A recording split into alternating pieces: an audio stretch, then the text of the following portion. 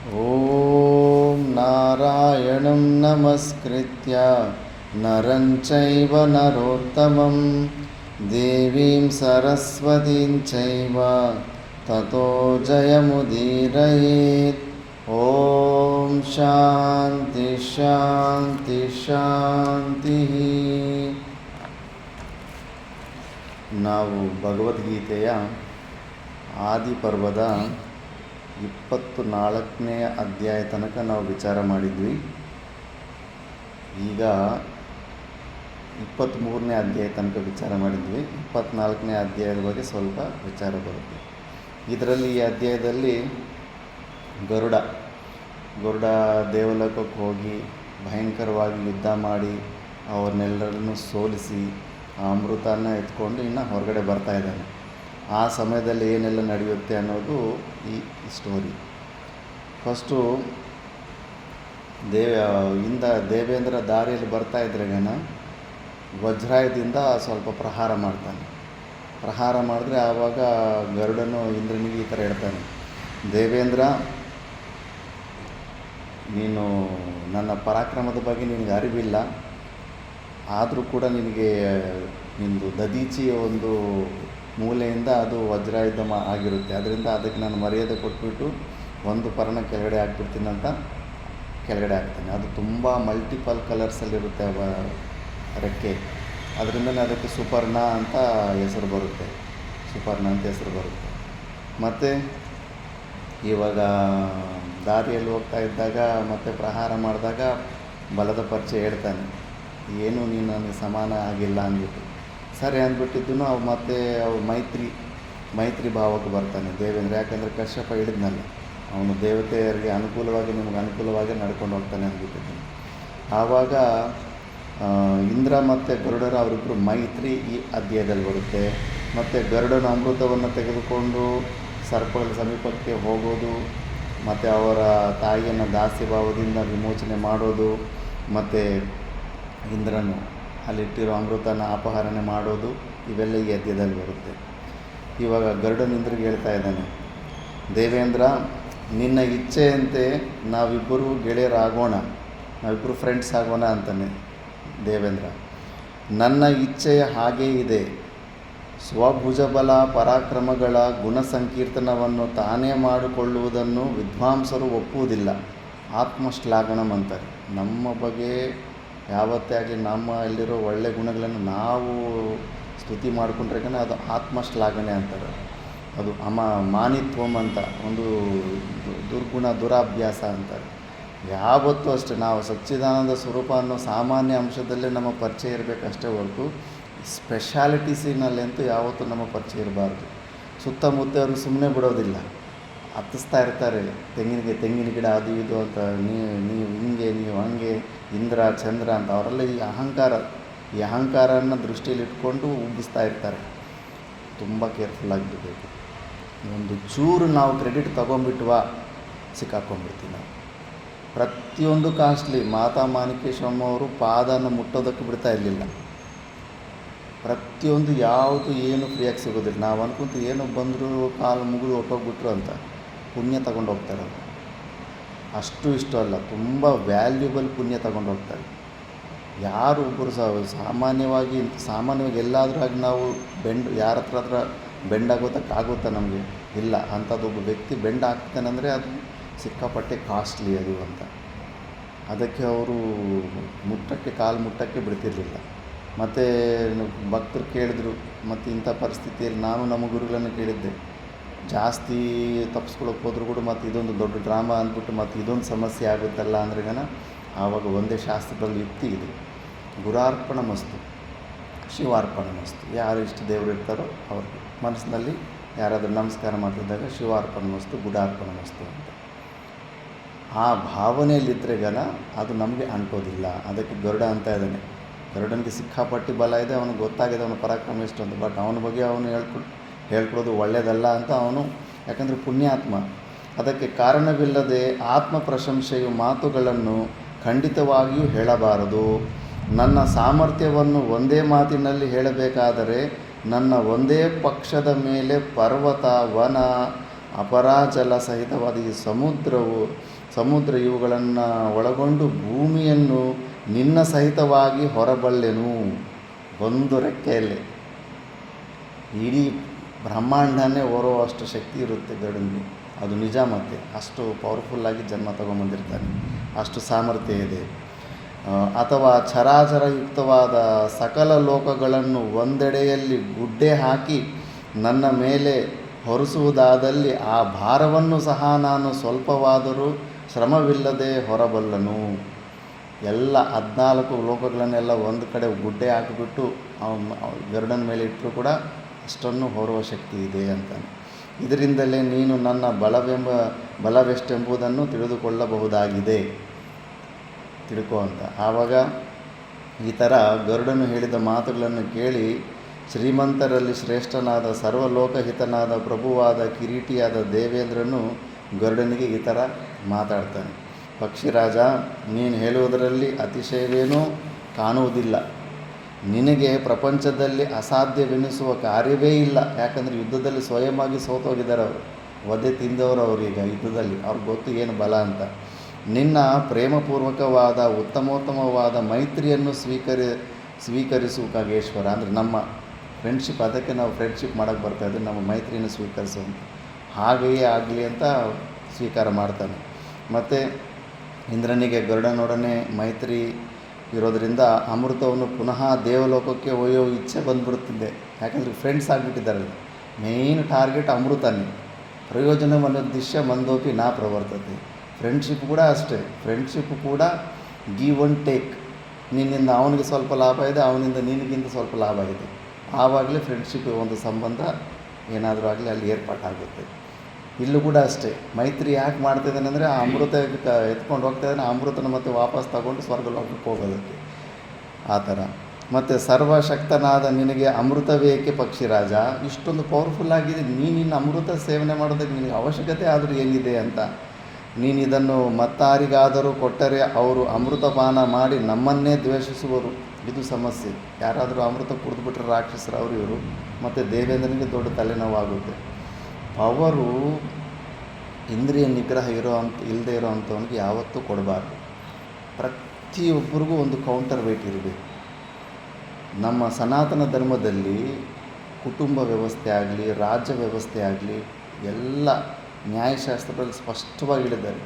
ಯಾರ್ಯಾರಿಗೆ ಏನೇನು ಕೊಡಬೇಕಂದ್ಬಿಟ್ಟು ಪ್ರತಿಯೊಬ್ಬರಿಗೂ ಒಂದು ಕೌಂಟರ್ ವೇಟ್ ಇಡಬೇಕು. ಆವಾಗ ಅವನು ಕರೆಕ್ಟಾಗಿ ದಾರಿಗೆ ಬರ್ತಾನೆ. ಕೌಂಟರ್ ವೇಟ್ ಇಲ್ದಿರೋ ಯಾರೇ ಆಗಲಿ, ಈಗ ಹಿಟ್ಲರು ಸ್ಟಾರ್ಟಿಂಗಲ್ಲಿ ಅವನು ಶುರುವಾದಾಗ ಎಲ್ಲರ ಸಪೋರ್ಟ್ ಬೇಕಾಗುತ್ತೆ. ಅಷ್ಟು ಸಿಂಗಲ್ಲಾಗಿ ಪವರ್ ಬಂದಿರಲಿಲ್ಲ. ಮತ್ತು ಯಾವತ್ತೂ ಅವನಿಗೆ ಫುಲ್ಲು ಆತನೇ ಮೇಯ್ನ್, ಹಿಟ್ಲರೇ ಮೇಯ್ನ್ ಅಂತ ಅಂದ್ಕೊಂಡ್ಬಿಟ್ಟು ಫುಲ್ಲು ಪವರ್ ಬಂದುಬಿಡ್ತು. ಎಷ್ಟು ದೊಡ್ಡ ವಿಧ್ವಂಸ, ಎಷ್ಟು ಒಂದು ವಿನಾಶಕ್ಕೆ ಅಲ್ಲಿ ಬುನಾದಿ ಆಗ್ತಾನೆ. ಅದಕ್ಕೆ ಪವರು ಬ್ರಹ್ಮಾಸ್ತ್ರಗಳಾಗಲಿ ಅಂತ ಅಮೃತ ಆಗಲಿ ಯೋಗ್ಯವಾದವ್ರಿಗೆ, ಸತ್ವಗುಣ ಪ್ರಧಾನ ಇರೋ ಅಂಥವ್ರಿಗೆ ಅಂಥವ್ರ ಕೈಗೆ ಒಪ್ಪಿಸ್ಬೇಕು ಅಂದ್ಬಿಟ್ಟು. ಆಶ್ರಮಗಳು ಕೂಡ ಅಷ್ಟೇ. ಕೈಲಾಸಾಶ್ರಮದಲ್ಲಿ ಒಬ್ಬ ಸೀನಿಯರ್ ಪರಮೇಶ್ವರಾನಂದ ಸ್ವಾಮೀಜಿ 100 ವರ್ಷ ಬದುಕಿ ಲಾಸ್ಟಲ್ಲಿ ಪ್ರಾಣ ಬಿಟ್ಟಿದ್ರು. ಅವ್ರ ಹತ್ರ ಹೋಗ್ತಾಯಿದ್ರು ಸಲಹೆಗೆ, ಯಾರಾದರೂ ಮಂಡಲೇಶ್ವರ ಆಶ್ರಮ ಅಧಿಕಾರಿ ಆದರೆ ಈಗ.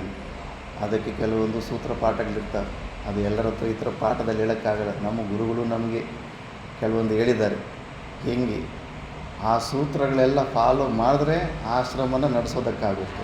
ಇಲ್ಲ ಅಂದರೆ 2-3 ತಿಂಗಳಲ್ಲೇ ಮತ್ತೆ ಟಾಟಾ ಬಾಯ್ ಬಾಯ್ ಅನ್ನಬೇಕಾಗುತ್ತೆ. ಆ ಥರ ಎಷ್ಟೋ ಪ್ರಕಾರವಾದ ಸೂತ್ರಗಳಿರ್ತವೆ.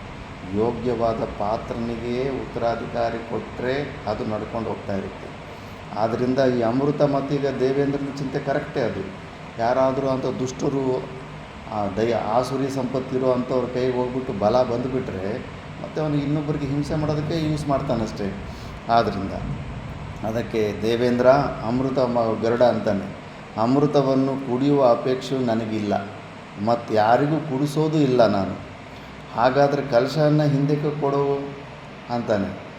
ಇಲ್ಲ, ಈಗ ನಾನು ಕೊಡಲಾರೇನು. ಇದರಿಂದ ಒಂದು ಕಾರ್ಯದ ಸಾಧನೆಯಾಗಬೇಕಾಗಿದೆ. ಏನ ಕಾರ್ಯ ಅಂದರೆ ಆ ಅಮೃತ ಕಲಶವನ್ನು ನಿರ್ದಿಷ್ಟ ಸ್ಥಳವೊಂದರಲ್ಲಿ ಇಡುವೆನು, ಕೂಡಲೇ ನೀನು ಅದನ್ನು ಒಯ್ಯಬಹುದು. ನಾನು ನಮ್ಮ ತಾಯಿಯನ್ನು ದಾಸಿ ಭಾವದಿಂದ ನಾನು ಬಿಡುಗಡೆ ಮಾಡಬೇಕು. ಕದ್ರುವಿನ ಮಕ್ಕಳು ಹಾವುಗಳಿಗೆ, ಅದು ಕದ್ರುಗೂ ಅವ್ರ ಮಕ್ಕಳಿಗೆ ಮಾತು ಕೊಟ್ಟಿದ್ದಾನೆ, ನಾನು ಅಮೃತ ತಗೊಂಬರ್ತೀನಿ ಅಂದ್ಬಿಟ್ಟಿದ್ದೀನಿ.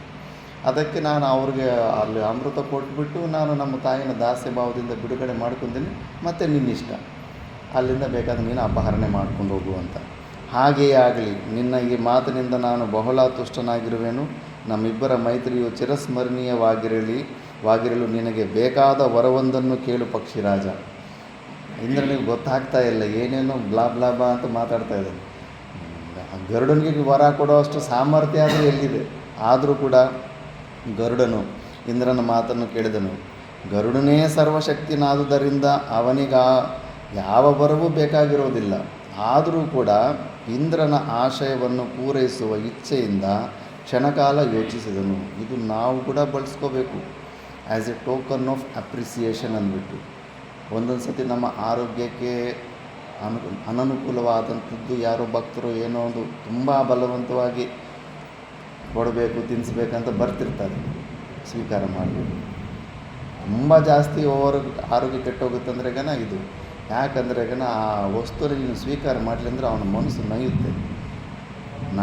ಜೀವಿಗಳು ಕೂಡ, ನಾಯಿ ಕೂಡ ಅಷ್ಟು ಹೊಟ್ಟೆ ತುಂಬ ಇದ್ದರೂ ಕೂಡ ಇಷ್ಟವಾದ ವ್ಯಕ್ತಿ ಒಂದು ಬಿಸ್ಕೆಟ್ ಮುಂದೆ ಇಟ್ಟರೆ ಸುಮ್ಮನೆ ಅವನು ಸಂತುಷ್ಟಿ ಕೊಡಬೇಕಂದ್ಬಿಟ್ಟು ಸ್ವಲ್ಪ ಬಾಯಲದ್ದು ಕಚ್ಚುತ್ತೆ. ಈ ಪದ್ಧತಿನ ತಿಳ್ಕೋಬೇಕು, ಯಾರು ಮನಸ್ಸು ನೋಯಿಸಬಾರ್ದು ಅಂತ. ಸಣ್ಣ ಸಣ್ಣ ವಿಷಯ ನಾವು ಬೇಡ ಅಂತ ರಿಜೆಕ್ಟ್ ಮಾಡಿಬಿಟ್ರೆ ಅವ್ರು ಅನೇಕ ಪ್ರಕಾರದ ಕಪೋಲ ಕಲ್ಪನೆ ಇಲ್ಲ. ಅಯ್ಯೋ, ನಾನು ಯೋಗ್ಯವಾದ ಪಾತ್ರನಲ್ಲವೇನೋ, ನಮ್ಮ ಕೈಲಿಂದ ತಿನ್ನಲ್ಲವೇನೋ, ನಾವು ಮಾಡಿದ್ದು ಇಷ್ಟ ಇಲ್ಲವೇನೋ ಅಂತ ಎಷ್ಟೋ ವಿಕಲ್ಪಗಳು ಯೋಚನೆ ಮಾಡ್ತಾ ಇರ್ತಾರೆ. ಸ್ಟೋರಿಗಳು ಕೂಡ ಅಷ್ಟೇ. ವಿದ್ಯಾರಣ್ಯ ಸ್ವಾಮೀಜಿ ಅಂತಾರೆ, ಪರಕಥಾ ಅಕ್ಷೋಭತ ಅಂದರೆ ವಿಕ್ಷೇಪ ಇಲ್ಲದಿರ ಇನ್ನೊಬ್ಬರು ಸ್ಟೋರೀಸ್ ಕೂಡ ಏನೇನೋ ಹೇಳ್ತಾ ಇರ್ತಾರೆ. ಸ್ಟೋರೀಸು ಗೊತ್ತೇ ಆಗೋದಿಲ್ಲ ಹೆಂಗೆ ಗುರುಗಳ ಹತ್ರ ಯಾವ ಥರ ಮಾತಾಡಬೇಕಂದ್ಬಿಟ್ಟು ಕೇಳಬೇಕು. ಸ್ವಲ್ಪ ಪೇಷನ್ಸ್ ಇದ್ದು ಅವರು ಆ ಸ್ಟೋರಿನ ಕೇಳಿದ್ರೆ ಅವ್ರಿಗೆ ಸ್ವಲ್ಪ ರಿಲೀಫ್ ಆಗುತ್ತೆ. ಪೇಷನ್ಸಿಂದ ಆ ಸ್ಟೋರಿಗಳು ಪರಕಥಾ ಕೂಡ ಕೇಳಬೇಕು ಅಂತ ವಿದ್ಯಾರಣ್ಯ ಸ್ವಾಮೀಜಿಗಳಂತ. ಇದು ತಿಳ್ಕೋಬೇಕು. ನೀನು ಈ ರಿಸೀವ್ ತಗೋ, ನಿನಗೆ ಅದು ಇಷ್ಟವಾದ ವಸ್ತು, ಅದು ನಿನಗೆ ಬೇಡ ಅಂದರೆ ಮತ್ತೆ ನೀನು ಇನ್ನೊಬ್ಬರು ಕೊಡ್ಬೋದಲ್ಲ, ಆ ಥರ. ಆದರೆ ಈಗ ಗರುಡ ಕೂಡ ಅಷ್ಟೇ. ಗರುಡನಿಗೆ ಏನು ಅವಶ್ಯಕತೆ ಇದೆ? ಇಂದ್ರನಿಂದ ಏನು ಒಂದು ಚೂರು ಲಾಭ ಇಲ್ಲ. ಆದರೂ ಕೂಡ ಆ್ಯಸ್ ಎ ಟೋಕನ್ ಆಫ್ ಅಪ್ರಿಸಿಯೇಷನ್ನು, ಆದರೂ ಇಂದ್ರನ ಆಶಯವನ್ನು ಪೂರೈಸುವ ಇಚ್ಛೆಯಿಂದ ಕ್ಷಣಕಾಲ ಯೋಚಿಸಿದನು.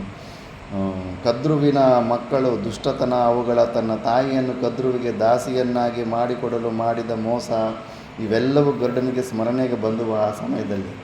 ಆಗ ಅದಕ್ಕಂತಾನೆ, ಹೋಗಲಿ ದೇವೇಂದ್ರ, ನಾನು ಸರ್ಪಹಾರಿ ಮಾಡಿಬಿಡು ನನ್ನ ಅಂತ. ಅಂದರೆ ನಾನು ಊಟ ಸರ್ಪಗಳನ್ನೇ ಆಗಿ ಮಾಡಿಬಿಡು ಅಂದು. ಅಷ್ಟಕ್ಕೆ ಮುಂಚೆ ಸರ್ಪಹಾರಿ ಆಗಿರಲಿಲ್ಲ ಗರುಡ. ಇವಾಗ ಇಂದ್ರನ ವರ ಕೊಟ್ಟ ಮೇಲೆ ಸೃಷ್ಟಿ ನಿಯಮದಲ್ಲಿ ಸರಿ ಅಂತ ತಥಾಸ್ತು ಅಂತ ಇಂದ್ರ ಅಂದ್ಬಿಡ್ತಾನೆ. ಆವತ್ತಿಂದ ಗರುಡ ಅಂದರೆ ಈಗಲ್ಸು, ಸರ್ಪ, ಹಾವು ಅಂದರೆ ಅದಕ್ಕೆ ಫುಲ್ ಮೀಲ್ ಸಿಗ್ತಾನೆ. ಹುಡುಕಿ ಮತ್ತೆ ತಿಂದುಬಿಡ್ತಾರೆ. ಹಾವು ಕಾಣಿಸುತ್ತಂದ್ರೆ ಅಷ್ಟು ಫೇವ್ರೇಟ್ ಫುಡ್ ಅದಕ್ಕೆ, ಈಗಲ್ಗೆ. ಆವತ್ತಿಂದ ಅದು ಸರ್ಪಹಾರಿ ಆಗಿಬಿಡ್ತಾನೆ. ಮತ್ತು ಸರಿ ಅಂತ ಅಲ್ಲಿ ಹೋಗ್ಬಿಟ್ಟು ಇಟ್ಬಿಡ್ತಾನೆ. ಇಟ್ಟು ಬಂದ ಮೇಲೆ ಮತ್ತೆ ಅಲ್ಲಿ ಕದ್ಕೊಂಡು ಇಂದ್ರ ಕದ್ಕೊಂಡು ಹೊರಟೋಗ್ಬಿಡ್ತಾನೆ. ಅದು ಮತ್ತೆ ಇನ್ನು ಸ್ಟೋರಿ ಮತ್ತೆ ಬರುತ್ತೆ. ಮತ್ತು ಮುಖ್ಯವಾಗಿ ಅಲ್ಲಿ ಅಮೃತ ಇಡೋ ಜಾಗದಲ್ಲಿ ಒಂದು ದರ್ಭ ಇಟ್ಟಿರ್ತಾನೆ. ದರ್ಭದ ಮೇಲೆ ಅಮೃತದ ಕುಂಡ ಅಲ್ಲಿ ಇಟ್ಟಿರ್ತಾರೆ. ಕುಂಡ ಇಟ್ಬಿಟ್ರೆ ದೇವೇಂದ್ರ ಯಾವಾಗ ಅದನ್ನು ಕದ್ಕೊಂಡು ಹೋಗ್ಬಿಟ್ಟು ಈ ಥರ ಇಟ್ಬಿಟ್ಟ ಮೇಲೆ ಅಲ್ಲಿ ಸ್ವಲ್ಪ ಏನಾದರೂ ಅದ್ರ ಬಿಂದುಗಳೇನೋ ಬಿದ್ದಿರುತ್ತಲ್ಲ ಅಂದ್ಬಿಟ್ಟಿದ್ದು ಆ ದರ್ಭನ ಹಾವುಗಳು ನೆಕ್ಕೋದಕ್ಕೆ ಹೋಗ್ತಾರೆ. ಅದು ಆವಾಗ ನಾಲಿಗೆ ಎರಡು ಇರಲಿಲ್ಲ, ಒಂದೇ ನಾಲಿಗೆ ಇತ್ತಂತೆ ಹಾವುಗಳಿಗೆ. ಯಾವಾಗ ಆ ದರ್ಭನ ನೆಕ್ಕಕ್ಕೆ ಹೋಗ್ಬಿಟ್ಟು ಅದಕ್ಕೆ ಕಟ್ ಆಗಿಬಿಟ್ಟು ಆವತ್ತಿಂದ ಹಾವುಗಳಿಗೆಲ್ಲ ಎರಡು ನಾಲಿಗೆ. ಈ ಥರ ಕಾರಣ ಆವತ್ತಿಂದ ದರ್ಭ ಅಮೃತ ಇದೆ ಬಿದ್ದಿರುತ್ತೆ ಅದರ ಮೇಲೆ ಅಂದ್ಬಿಟ್ಟು ನೆಕ್ಕೋದಕ್ಕೆ ಹೋಗ್ಬಿಟ್ಟು ನಾಲಿಗೆ ಎರಡು ಪೀಸ್ ಆಗಿಬಿಟ್ಟಿದೆ ಹಾವುಗಳಿಗೆ. ಅದಕ್ಕೆ ಎರಡು ನಾಲಿಗೆ ಇರುತ್ತೆ ಹಾವಿಗೆ. ಈ ಥರ ಸರಿ ಅಂದ್ಬಿಟ್ಟು ಮತ್ತು ನೆಕ್ಸ್ಟು ಅಧ್ಯಾಯದಲ್ಲಿ ಸರ್ಪ ಪ್ರಮುಖರ ನಾಮಧೇಯಗಳು. ಇಲ್ಲಿ ಎಲ್ಲ ಸಾವಿರಾರು ಮಕ್ಕಳು, ಬಲವಾದಂಥ ಮಕ್ಕಳು ಬೇಕಂತ ಕದ್ರು ಕೇಳಿರ್ತಾಳಲ್ಲ, ಅದರಿಂದ ಕಶ್ಯಪ ವರ ಕೊಟ್ಟಿರ್ತಾನೆ. ಸಿಕ್ಕಾಪಟ್ಟೆ ಬಲವಂತವಾದ ಹಾವುಗಳು ಜನ್ಮ ತಗೊಂಡಿರ್ತಾರೆ. ಆದರೆ ಪುರಾಣದಲ್ಲೂ ಒಂದು 30-40 ಹಾವುಗಳದ್ದು ಚರಿತ್ರೆ ಬರುತ್ತೆ. ಆ ಹೆಸರುಗಳು ಹೋದರೆ ನಿಮಗೆ ಕೆಲವೊಂದು ಅರ್ಥ ಆಗಿಬಿಡುತ್ತೆ, ಇವರೆಲ್ಲ ಇಷ್ಟೊಂದು ಬಲವಂತರಾಗಿದ್ದರು ಅಂದ್ಬಿಟ್ಟಿದ್ದು. ಅದಕ್ಕೆ ಅವರ ಪ್ರಮುಖಗಳ ಹೆಸರು ಈ ಒಂದು ಅಧ್ಯಾಯದಲ್ಲಿ ಅವರುಗಳ ಮೈನ್ ಹೆಸರುಗಳೆಲ್ಲ ಏನಿರುತ್ತೆ ಅಂತ ಸ್ವಲ್ಪ ಸ್ಪಷ್ಟವಾಗಿ ಹೇಳ್ತಾ ಇದ್ದಾರೆ. ಫಸ್ಟು ಕದ್ರುವಿಗೆ ಮೊದಲು ಹುಟ್ಟಿದವನು ಆದಿಶೇಷ. ಆದಿಶೇಷಂದು ನೆಕ್ಸ್ಟ್ ಅಧ್ಯಾಯದಲ್ಲಿ ಸ್ಟೋರಿ ಬರುತ್ತೆ. ಇವರೆಲ್ಲ ಕಶ್ಯಪನ ಮಕ್ಕಳಲ್ಲ, ಎಲ್ಲರೂ ಧರ್ಮ ಅಧರ್ಮ ಎರಡೂ ಗೊತ್ತಿರುತ್ತೆ. ಅದರಲ್ಲಿ ಕೆಲವೊಂದು ಹಾವುಗಳು ಧರ್ಮದ ಕಡೆಯೇ ಇರ್ತವೆ. ಆದಿಶೇಷ ಮೊದಲು ಆದಿಶೇಷ ಹುಡ್ತಾನೆ. ಎರಡನೇ ಅವನು ವಾಸುಕಿ, ಎರಡನೇ ಹಾವು. ಮತ್ತು ಅನಂತರದಲ್ಲಿ ಐರಾವತ, ತಕ್ಷಕಂದೇ ಮೇನ್ ಸ್ಟೋರಿ. ಪರೀಕ್ಷಿತನ ಇವನೇ ಕಚ್ಚಿದ್ದು ತಕ್ಷಕ. ಮತ್ತು ಕರ್ಕೋಟಕ, ಧನಂಜಯ, ಇವರೆಲ್ಲರದ್ದು ಪುರಾಣಗಳಲ್ಲಿ ಸ್ಟೋರಿ ಬರುತ್ತೆ. ಯಾರ್ಯಾರು ಸ್ಟೋರಿ ಪುರಾಣಗಳಲ್ಲಿ ಬರುತ್ತೋ ಆ ಹೆಸರೆಲ್ಲ ಇಲ್ಲಿ ಎಲ್ಲರದ್ದು ಹೇಳೋದಕ್ಕಾಗಲ್ಲ ಅಂದ್ಬಿಟ್ಟಿದ್ದನ್ನು ಸೌತ ಮುನಿಗಳು ಕೆಲವ್ರದ್ದು ಮಾತ್ರ ಮೆನ್ಷನ್ ಮಾಡ್ತವ್ರೆ. ಕಾಲಿಯ, ಮಣಿನಾಗ, ಆಪೂರಣ, ಪಿಂಜರಕ, ಏಲಾಪತ್ರ, ವಾಮನ, ನೀಲ, ಅನಿಲ, ಕಲ್ಮಾಶ, ಶಬಲ, ಆರ್ಯಕ, ಉಗ್ರಕ, ಕಲಶ, ಪೋತಕ, ಸುಮನ, ದಧಿಮುಖ, ವಿಮಲಪಿಂಡಕ, ಆಪ್ತ, ಎರಡನೆಯ ಕೋರ್ಕಾಟಕ 2 ಪಾರ್ಟ್ 1 ಪಾರ್ಟ್ 2. ಇನ್ನು ಹೆಸರುಗಳು ಜಾಸ್ತಿ ಆಗಿಬಿಟ್ರೆ ಏನು ಮಾಡ್ತಾರೆ. ಶಂಕ, ವಾಲಿಶಿಕ, ನಿಷ್ಠಾನಕ, ಹೇಮಗುಹ, ನಹುಷಂದು ಸ್ಟೋರಿ ಬರುತ್ತೆ. ಧರ್ಮರಾಜಂದು ನಹುಷಂದು ಸ್ಟೋರಿ ಬರುತ್ತೆ. ಎಲ್ಲ ಬಾವಿಯಲ್ಲಿ ಎಲ್ಲ ಪಾಂಡವರು ಸಾಯಿಸ್ಬಿಟ್ಟಿರುತ್ತೆ. ಒಬ್ಬನ ಧರ್ಮರಾಜನ ಹೇಳಿದ ಪ್ರಶ್ನೆಗಳಿಂದ ಅಲ್ಲಿ ವಿಮುಕ್ತಿ ಆಗುತ್ತೆ. ಆವಾಗ ಗೊತ್ತಾಗುತ್ತೆ ಧರ್ಮರಾಜ ಎಷ್ಟು ಶ್ರೇಷ್ಠ ಪವರ್ಫುಲ್ ಅಂದ್ಬಿಟ್ಟು. ಮತ್ತು ಪಿಂಗಲ, ಬಾಹ್ಯಕರಣ, ಅಸ್ಥಿಪದ, ಮುದ್ಗರ, ಪಿಂಡಕ, ಕಂಬಲ, ಅಶ್ವತರ, ಕಾಲೀಯಕ, ವೃತ್ತ, ಸಂವರ್ತಕ, ಮೊದಲನೆಯ ಪದ್ಮ, ಎರಡನೆಯ ಪದ್ಮ, ಶಂಖಮುಖ, ಕೂಷ್ಮಾಂಡಕ, ಕ್ಷೇಮಕ, ಪಿಂಡಾರಕ, ಕರವೀರ, ಪುಷ್ಪದಂಷ್ಟ್ರ, ಬಿಲ್ವಕ, ಬಿಲ್ವಪಾಂಡುರ, ಮೂಷಕಾದ, ಶಂಖಶಿರಸ, ಪೂರ್ಣಭದ್ರ, ಹರಿದ್ರಕ, ಅಪರಾಜಿತ, ಜ್ಯೋತಿಕ, ಶ್ರೀಭಃ, ಕೌರವ್ಯ, ಧೃತರಾಷ್ಟ್ರ, ಹಾವಿನ ಹೆಸರಿತ್ತಿದೆ, ಧೃತರಾಷ್ಟ್ರ, ಪರಾಕ್ರಮಿಯಾದ ಶಂಖಪಿಂಡ, ವಿರಜಸ, ಸುಬಾಹು, ವೀರ್ಯವಂತನಾದ ಶಾಲಿಪಿಂಡ, ಹಸ್ತಿಪಿಂಡ, ಪೀಠರಕ, ಸುಮುಖ, ಕೌನಪಾಶನ, ಕುಠರ, ಕುಂಜರ, ಪ್ರಭಾಕರ, ಕುಮುದಾಕ್ಷ, ತಿತ್ತಿರಿ ಕೂಡ ಬರುತ್ತೆ ಶಾಸ್ತ್ರದಲ್ಲಿ, ಹಲಿಕ, ಮಹಾನಾಗ, ಕರ್ದಮ, ಬಹುಮೂಲಕ, ಕರ್ಕರ, ಅಕರ್ಕರ, ಕುಂಡೋದರ ಮತ್ತು ಮಹೋದರ. ಇಷ್ಟೊಂದು ಮುಖ್ಯವಾದ ಸರ್ಪಗಳ ಹೆಸರನ್ನು ಇಲ್ಲಿ ವರ್ಣನೆ ಮಾಡ್ತಾರೆ. ಇದರಲ್ಲಿ ಮೊದಲನೇವನು ಆದಿಶೇಷ ತುಂಬ ಒಳ್ಳೆಯವನಾಗಿರ್ತಾನೆ. ಕಶ್ಯಪ ಋಷಿಗಳ ಮಕ್ಕಳಂದರೆ ಎಲ್ಲ ಧರ್ಮಾಚರಣೆ ಅಂತ. ಅವರು ಅಣ್ಣ ತಮ್ಮಂದ್ರದೆಲ್ಲ ಏನಾಗೋಗಿರುತ್ತಂದರೆ ಸಿಕ್ಕಾಪಟ್ಟೆ ಕದ್ರು ವರನೇ ಹಂಗೆ ಕೇಳಿರ್ತಾರೆ. ಸಿಕ್ಕಾಪಟ್ಟೆ ಬಲವಂತವಾದ ಮಕ್ಕಳು ಬೇಕು ಅಂದ್ಬಿಟ್ಟು ಅಷ್ಟು ಬಲವಂತವಾದ ಹಾವುಗಳು. ಆ ಹಾವುಗಳು ವಿಷ ಮೆನ್ಷನ್ ಮಾಡಿದ್ರಾಗನ ಒಂದು ಡ್ರಾಪ್ ಬಿಟ್ಟರೆ ಈ ಕಾಮವರಮಂತ ಊರೇ ಭಸ್ಮ ಆಗಿಬಿಡಬೇಕು ಅಂಥ ಪವರ್ಫುಲ್ ಹಾವುಗಳವು. ಅಷ್ಟೊಂದು ಪವರ್ ಅವ್ರು ಕೊಟ್ಟಿದ್ದಕ್ಕೆ ಯಾರಂದರೆ ಅವ್ರನ್ನ ಕಚ್ಚೋದು, ಯಾರಂದರೆ ಹೆಂಗೆ ಇಷ್ಟ ಬಂದಂಗೆಲ್ಲ ಹಿಂಸೆ ಮಾಡ್ತಾ ಇರ್ತಾರೆ ಅವರು. ಅದನ್ನೆಲ್ಲ ಆದಿಶೇಷ ನೋಡಿಬಿಟ್ಟು ಏನು ನನ್ನ ತಮ್ಮಂದರು ಇಷ್ಟೊಂದು ಅಧರ್ಮ ಆಚರಣೆ ಮಾಡ್ತಾಯಿದ್ದಾರೆ ಅಂದ್ಬಿಟ್ಟು ವಿರಕ್ತಿ ಬಂದುಬಿಡುತ್ತೆ.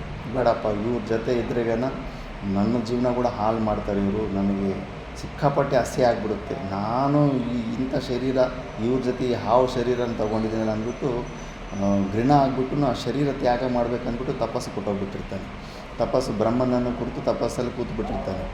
ಮತ್ತು ತಪಸ್ಸಿಗೆ ಮೆಚ್ಚಿ ಬ್ರಹ್ಮನು, ಶೇಷನೇ, ನೀನು ನನ್ನ ಬಹುತೀಕ್ಷ್ಣವಾದ ತಪಸ್ಸಿನಿಂದ ಪ್ರಪಂಚದಲ್ಲಿರುವ ಪ್ರಜೆಗಳೆಲ್ಲರಿಗೂ ತಾಪವನ್ನುಂಟು ಮಾಡುತ್ತಿರುವೆ. ಅವನು ತಪಸ್ಸು ಎಷ್ಟು ಜಾಸ್ತಿ ಆಗಿಬಿಟ್ಟಿರುತ್ತಂದರೆ ಆ ಹೀಟು ಇಡೀ ಎಲ್ಲ ಲೋಕಗಳಿಗೂ ಸ್ಪ್ರೆಡ್ ಆಗ್ತಾ ಇರುತ್ತೆ. ವಿಪರೀತವಾದ ತಪಸ್ಸು. ಆ ಜಠರಾಗ್ನಿಯವೆಲ್ಲ ಬಾಡಿಯೆಲ್ಲ ಹೀಟು. ಆತ ಅಷ್ಟು ಘೋರವಾಗಿ ತಪಸ್ಸು ಮಾಡ್ತಾಯಿದ್ದಾನೆ. ಆದ್ದರಿಂದ ಸಾಕ್ಷಾತ್ ಬ್ರಹ್ಮದೇವರೇ ಬರಬೇಕಾಗುತ್ತೆ. ಹೀಗೆ ತಪಸ್ಸು ಮಾಡಲು ನಿನ್ನ ಹೃದಯದ ಕಾಮನೆ ಏನೆಂಬುದನ್ನು ಹೇಳು, ಏನು ನಿನ್ನ ಇಚ್ಛೆ ಏನು ಹೇಳು, ನಾನು ಅದು ಪೂರ್ತಿ ಮಾಡಿಬಿಡ್ತೀನಿ ಅಂದ್ಬಿಟ್ಟು.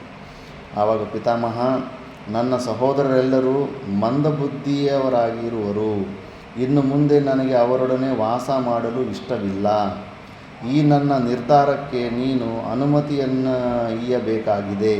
ಸಹೋದರರೆಲ್ಲರೂ ಒಬ್ಬರಿಗೊಬ್ಬರು ಶತ್ರುಗಳ ವಿಷಯದಲ್ಲಿ ಅಸೂಯೆ ಪಡುತ್ತಿದ್ದಾರೆ. ಅಂದರೆ ಒಬ್ಬರಲ್ಲೊಬ್ಬರು ಅಸೂಯೆ ಗುಣ ವಿಪರೀತ ಇರುತ್ತೆ. ಇದು ಅಬ್ಸರ್ವ್ ಮಾಡಬೇಕು. ನಾವು ಕೂಡ ಹೆಜ್ಜೆ ಹೆಜ್ಜೆಗೂ ಎಲ್ಲರಲ್ಲೂ ತುಂಬ ಇರುತ್ತಂತೆ. ನಮಗಿಂತ ಒಂದು ಚೂರು ಯಾರಾದರೂ ಪರ್ಫಾರ್ಮೆನ್ಸಲ್ಲಿ ಸ್ವಲ್ಪ ಮುಂದೆ ಹೋದರೂ, ಚೆನ್ನಾಗಿ ಓದಿದ್ರು, ಮುಂದೆ ಹೋಗ್ತಾ ಇದ್ರೆಗನ ನಮಗೆ ಒಂದು ಪ್ರಕಾರದ ಅವನಿಗೆ ಶತ್ರುಗಳಾಗೋ ಮನಸ್ತತ್ವ ಇರುತ್ತೆ. ನಾನು ಸಣ್ಣ ವಯಸ್ಸಿನಲ್ಲೇ ನೋಡಿದ್ದೆ, ಕೇವಲ ಫಸ್ಟ್ ರ್ಯಾಂಕ್ ಬರ್ತಾಯಿದ್ದೀನಿ ಅನ್ನೋ ಒಂದು ಕಾರಣದಿಂದ ಯಾರ ತಂಟೆಗೂ ಹೋಗ್ತಿಲ್ಲ. ಸುಮ್ಮನೆ ಸುಮಾರು ಜನಕ್ಕೆ ಶತ್ರು ಆಗಿಬಿಟ್ಟಿದ್ದೆ ನಾನು. ಮತ್ತು ಅದೆಲ್ಲ ಜಾಗದಲ್ಲಿ ನೋಡ್ತಾ ಇರ್ತೀನಿ, ಎಲ್ಲ ಆಶ್ರಮದಲ್ಲಿ ನೋಡ್ತಾ ಇರ್ತೀನಿ. ಗುರುಗಳಿಗೆ ಮೇಯ್ನ್ ಹತ್ತಿರವಾಗಿ ಸೇವೆ ಮಾಡೋರು ಅವ್ರ ಹಿಂದುಗಡೆ ಬಿದ್ದಿರ್ತಾರೆ. ಫುಲ್ ಅಟ್ಯಾಕಿಂಗ್ ಪೊಸಿಷನ್, ಅವನು ಸತ್ತೋಗ್ಬಿಡ್ಬೇಕು, ಫುಲ್ಲು ದ್ವೇಷನ ಬೆಳೆಸ್ಕೊಂಡ್ಬಿಡ್ತಾರೆ. ಯಾರು ಮೇಲೆ ಹೋಗ್ತಾ ಇರ್ತಾರೆ, ಯಾರು ಉತ್ತಮವಾಗಿರ್ತಾರೋ ಅವ್ರ ಹಿಂದುಗಡೆ ಆ ಅಸೂಯೆ ಬುದ್ಧಿ ಅನ್ನೋದು ಉಳ್ತಾ ಇರುತ್ತೆ. ಅಕ್ಕ ತಂಗಿರಲ್ಲಿ ಸ್ವಂತ ನಮ್ಮ ಪೂರ್ವಾಶ್ರಮದ ತಾಯಿ ಅಕ್ಕ ತಂಗಿರಲ್ಲಿ ನೋಡಿದ್ರು, ಒಬ್ರಿಗಿಂತ ಒಬ್ರು ಏನಾದರೂ ಇಂಪ್ರೂವ್ಮೆಂಟ್ ಆಗಿಬಿಟ್ರೆ ಎಲ್ಲರೂ ಮಿಕ್ಕಿದವರೆಲ್ಲ ಕಲ್ತ್ಬಿಟ್ಟು ಟೀಮ್ ಆಗಿಬಿಡ್ತಾರೆ. ಅವ್ರನ್ನ ಸಪ್ರೇಟ್ ಮಾಡಿಬಿಟ್ಟು ಶತ್ರು ಥರ ನೋಡ್ತಾರೆ. ಆ ಥರ ಮತ್ತು ಆ ಟೀಮ್ ಚೇಂಜ್ ಆಗ್ತಾ ಇರುತ್ತೆ. ಮತ್ತು ಇವ್ರ ಮಕ್ಳು ಯಾರು ಸಕ್ಸಸ್ ಆಗಿಬಿಟ್ಟು ಚೆನ್ನಾಗಿ ರಿಚ್ ಆಗಿಬಿಟ್ರೆ ಅಂದ್ರೆ ಇವ್ರನ್ನ ದ್ವೇಷ ಮಾಡಿಬಿಟ್ಟು ಮಿಕ್ಕಿದವರೆಲ್ಲ ಟೀಮ್ ಮಾಡ್ಕೊತಾರೆ. ಅಸೂಯೆ ಬುದ್ಧಿ ಅನ್ನೋದು ಕ್ಷಣದಲ್ಲೂ ನಮ್ಮಲ್ಲಿರುತ್ತೆ. ಅದನ್ನು ಗಮನಿಸಲಿಲ್ಲ ಅಂದರೆ ಅದರಿಂದ ದ್ವೇಷ ಉತ್ಪನ್ನ ಆಗಿಬಿಡುತ್ತೆ. ಅದು ಮಾತ್ರ ಗಮನಿಸ್ತಾ ಇರಬೇಕು. ಯಾವುದೇ ಪ್ರಕಾರದ ನಾವು ಸಚ್ಚಿದಾನಂದ ಸ್ವರೂಪ ಅನ್ನೋ ವಿಷಯನ ನೆನಪಿಟ್ಕೊಂಡ್ರೆ ನಮಗಿಂತೂ ಬೆಟರ್ ಇನ್ನೊಂದಿಲ್ಲ. ಇನ್ನು ಯಾರ ಮೇಲೆ ಯಾರು ಏನು ದೊಡ್ಡವರಾಗೋಕ್ಕಾಗುತ್ತೆ? ಸಚ್ಚಿದಾನಂದ ಸ್ವರೂಪ ಪರಮಾತ್ಮ ಸಾಕ್ಷಾತ್, ಪರಮಾತ್ಮಗಿಂತ ದೊಡ್ಡ ಪೋಸ್ಟ್ ಯಾವುದೂ ಇಲ್ಲ. ಅದೇ ನಾವಾಗಿದ್ದೀವಿ. ಯಾರು ಪ್ರಪಂಚದಲ್ಲಿ ಯಾರು ಏನಾದರೆ ಅವನ ಆತ್ಮಸ್ವರೂಪವೇ ನಾವು ಆಗಿಬಿಟ್ಟಿರ್ತೀವಿ. ಪಂಚದಶಿಯಲ್ಲಿ ಅದಕ್ಕೆ ನಾನು ಸ್ಟೋರಿ ಹೇಳಿದ್ದು, ಒಬ್ಬ ಯೋಗಿ ಗರಿಮಾದಿ ಸಿದ್ಧಿಗಳು ಅವೆಲ್ಲ ಪಡೆದು ಚೆನ್ನಾಗಿ ಶಕ್ತಿವಂತನಾಗಿರ್ತಾನೆ. ಅವನು ಎಷ್ಟು ಶಕ್ತಿವಂತನಾದರೂ ಕೂಡ ಜ್ಞಾನಿ, ಅವನು ಕೂಡ ಆತ್ಮ ಆಗಿಬಿಟ್ಟಿರ್ತಾನೆ ಅಂದ್ಬಿಟ್ಟು. ನೆನಪಿದೆಯಾ ಸ್ಟೋರಿ ಇದು? ಒಬ್ಬ ರಾಜ ಪರೀಕ್ಷೆ ಇಟ್ಟಿರ್ತಾನೆ, ಪೇಂಟಿಂಗ್ ಪರೀಕ್ಷೆ. 2 ಗೋಡೆ ಇರುತ್ತೆ ಎಂಟ್ರೆನ್ಸಲ್ಲಿ. ಒಂದು ಕಡೆ ಯೋಗಿಗೆ ಕೊಡ್ತಾನೆ, ಇನ್ನೊಂದು ಕಡೆ ಜ್ಞಾನಿಗೆ ಕೊಡ್ತಾನೆ. ಸಾಯಂಕಾಲ ಅಷ್ಟರಲ್ಲಿ ಪೇಂಟಿಂಗ್ ಮಾಡಿ ರಾಜನ ನಾವು ಮೆಚ್ಚಿಸಬೇಕು. ಯೋಗಿ ಬೆಳಗ್ಗೆಯಿಂದ ಸಾಯಂಕಾಲ ತನಕ ಫುಲ್ಲು ಕಷ್ಟಪಟ್ಟು ಒಳ್ಳೆ ಡಿಸೈನ್ ಮಾಡಿ ಕಷ್ಟಪಡ್ತಾ ಇರ್ತಾನೆ. ಅವನು ಜ್ಞಾನಿ ಮಾತ್ರ ಸುಮ್ಮನೆ ಹಾಯಾಗಿ ಕೂತ್ಕೊಂಡಿರ್ತಾನೆ, ಏನು ಮಾಡೋದಿಲ್ಲ. ಸಾಯಂಕಾಲ ಇನ್ನೇನು ರಾಜ ಬರೋದಕ್ಕೆ ಸ್ವಲ್ಪ ಸಮಯದ ಮುಂದುಗಡೆ ಈ ಕಡೆ ಎಲ್ಲ ಮಿರರ್ಗಳು ಫಿಟ್ ಮಾಡಿಬಿಡ್ತಾನೆ. ಮಿರರ್ ಫಿಟ್ ಮಾಡಿಬಿಟ್ರೆ ಆ ಯೋಗಿ ಕಷ್ಟಪಟ್ಟು ಏನೆಲ್ಲ ಮಾಡಿದ್ರೆ ಅದಕ್ಕಿಂತ ಚೆನ್ನಾಗಿ ಮಿರರಲ್ಲಿ ಅದರ ರಿಫ್ಲೆಕ್ಷನ್ನು ಚೆನ್ನಾಗಿ ಕಾಣಿಸ್ತಾ ಇರುತ್ತೆ. ಪ್ರೈಸ್ ಜ್ಞಾನಿಗೆ ಬಂದ್ಬಿಡುತ್ತೆ. ಅಂದರೆ ಜ್ಞಾನಿ ಆ ಪವರ್ಫುಲ್ ವ್ಯಕ್ತಿಯಾದ ಯೋಗಿಯ ಆತ್ಮ ಕೂಡ ಆಗಿಬಿಡ್ತಾನೆ. ಅಷ್ಟೇ ಅಲ್ಲ, ಸ್ವಪ್ನದಲ್ಲಿ ಬಿಕಾರಿ ಆದರೆ ಏನು, ರಾಜ ಅದೇನು, ಇರೋದು ಒಂದೇ ಸ್ವರೂಪನೇ. ನಮ್ಮ ಒಂದು ಅಧಿಷ್ಠಾನದಲ್ಲಿ ಇವೆಲ್ಲ ನಡೀತಾ ಇದ್ದಾವೆ. ನಾವು ಸಚ್ಚಿದಾನಂದ ಸ್ವರೂಪ ಆದಮೇಲೆ ಅದಕ್ಕಿಂತ ದೊಡ್ಡದಾಗಿ ಇನ್ಯಾವುದು ಪೋಸ್ಟೇ ಇಲ್ಲ. ಯಾರು ಮಿಕ್ಕಿದ್ದವರೆಲ್ಲ ಕೆಳಗಡೆ ಒದ್ದಾಡ್ತಾರೆ. ಒಂದು ಹನಿಯ ಒಂದು ಬಿಂದುವಲ್ಲಿ ಅದು ಸಾಮ್ರಾಟದ ಚಕ್ರವರೆಗೆ ಒಂದು ಡ್ರಾಪ್ ಆನಂದ ಸಿಗುತ್ತೆ. ನಮ್ಮಲ್ಲಿ ಪರಮಾನಂದ ಇರುತ್ತೆ. ಆದ್ದರಿಂದ ಅಸೂಯೆ ಬರೋದಿಲ್ಲ. ನಾವು ಸಚ್ಚಿದಾನಂದ ಸ್ವರೂಪ ಅನ್ನೋ ತತ್ವವನ್ನು ಮರೆತು ಬಿಟ್ಟರೆ, ಈ ಪರಿಚಿನ್ನ ಈ ಕ್ವಾಲಿಟೀಸಿಂದ ನಾವು ಐಡೆಂಟಿಫೈ ಮಾಡಿಕೊಂಡ್ರೆ ಅದು ಅಸೂಯೆ ಅನ್ನೋದು ಹೆಜ್ಜೆಗೂ ಬರ್ತಾ ಇರುತ್ತೆ. ತುಂಬ ಗಮನ ಕೊಡ್ತಾ ಇರಬೇಕು ಅದು. ಆದ್ದರಿಂದ ಇಲ್ಲೂ ಕೂಡ ಅವರು ಹಾವುಗಳಲ್ಲಿ ನಮ್ಗೆ ಜ್ಞಾನ ಇಲ್ಲ ಅಂದ್ರೆ ದುಷ್ಟ ಬುದ್ಧಿಗಳಿದ್ರೆ ಒಬ್ರಿಗೊಬ್ಬರು ಅಸೂಯೆ ಪಡ್ತಾನೆ ಇರ್ತಾರೆ. ಮತ್ತು ಒಬ್ಬರು ಬಲದಿಂದ ಇನ್ನೊಬ್ಬರು ಅಸೂಯೆ ಪಡೋದು. ಮತ್ತು ವಿನತೆಯನ್ನು ನಮ್ಮ ಮತ್ತೊಬ್ಬ ಸಹೋದರನಾದ ವಿನತೆಯ ಮಗನಾದ ಖಗೇಶ್ವರನಾದ ವೈನತೆಯನನ್ನು ಈ ನನ್ನ ಅನುಜರು ಸದಾ ದ್ವೇಷಿಸ್ತಾರೆ. ಅಂದರೆ ಗರುಡ ಕೂಡ ಅವರೆಲ್ಲ ಅಣ್ಣ ತಮ್ಮಂದರೆ ಅಲ್ಲ, ಇಬ್ಬರು ಕದ್ರು ಮತ್ತು ವನಿತೆ ಇಬ್ಬರು ಅಕ್ಕ ತಂಗಿರಾದರೂ ಕೂಡ ಒಂದೇ ತಂದೆ ಆದರೂ ಕೂಡ ಗರುಡನ ದ್ವೇಷ ಮಾಡ್ತಾ ಇರ್ತಾರೆ. ಯಾಕಂದರೆ ಗರುಡ ತುಂಬ ಧರ್ಮಾತ್ಮ ಆಗಿರ್ತಾನೆ. ಅದು ತಾಯಿಯ ದಾಸತ್ವ ಅವರು ಮೋಸದಿಂದ ಗೆದ್ದಿದ್ದಾರೆ ಅಂತ ಗೊತ್ತಿದ್ದರೂ ಕೂಡ ಆ ದಾಸ್ಯವನ್ನು ಸ್ವೀಕಾರ ಮಾಡಿ ಅವ್ರಿಗೆಲ್ಲ ಅವ್ರ ಹೆಗಲ ಮೇಲೆ ಕೂತ್ಕೊಂಡು ಟ್ರಾನ್ಸ್ಪೋರ್ಟ್ ಸರ್ವಿಸ್ ಥರ ಎಲ್ಲ ಅವ್ರು ಎಲ್ಲೆಲ್ಲಿ ಪಿಕ್ನಿಕ್ ಹೋಗ್ಬೇಕಂದ್ರೆ ಅವನ್ನೆಲ್ಲ ಮೇಲ್ಗಡೆ ಕೂತ್ಕೊಂಡು ಕರ್ಕೊಂಡು ಹೋಗ್ತಾ ಇರ್ತಾನೆ. ಆ ಥರ ಅವನು ಬಲ ಎಷ್ಟು ಅನ್ನೋದು ನಾವೀಗ ದೇವಲೋಕದಲ್ಲೇ ನೋಡಿದ್ವಿ. ಯಾರೂ ಸಮಾನನೇ ಇಲ್ಲ ಅಂದ್ಬಿಟ್ಟು. ಆ ದುಷ್ಟ ಸರ್ಪಗಳ ಸಹೋದರನಾಗಿರುವ ನಾನು ಈ ನನ್ನ ಶರೀರದ ವಿಷಯದಲ್ಲಿಯೇ ಜುಗುಪ್ಸಿತನಾಗಿರುತ್ತೇನೆ. ಈ ಕಾರಣದಿಂದಲೇ ನಾನು ತಪಸ್ಸನ್ನು ಮಾಡುತ್ತಿದ್ದು ಈ ದೇಹವನ್ನೇ ತ್ಯಾಗ ಮಾಡಬೇಕೆಂದಿದ್ದೇನೆ. ಬೇಡ ಅನಿಸ್ತಾ ಇದೆ ನನಗೆ ಇವ್ರ ಜೊತೆ ಇವ್ರ ಅಣ್ಣ ಅಂತ ಅನಿಸ್ಕೊಳ್ಳೋದಕ್ಕೆ ನನಗೆ ಇಷ್ಟನೇ ಆಗ್ತಾಯಿಲ್ಲ ಅಂದ್ಬಿಟ್ಟು. ಶರೀರವನ್ನು ಪರಿತ್ಯಜಿಸಿದ ಬಳಿಕ ನಾನು ಪ್ರೇತನಾಗಿರುವಾಗಲೂ ಆ ದುಷ್ಟರು ಸಂಬಂಧವಿರಬಾರದು. ಇದು ಹೇಗೆಂಬ ಬಗೆಗೆ ಯೋಚಿಸುತ್ತಿದ್ದೇನೆ.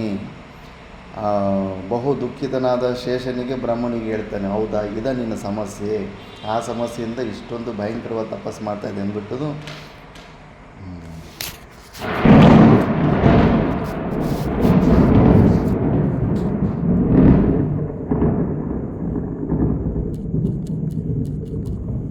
ಸರಿ ಬಿಡು,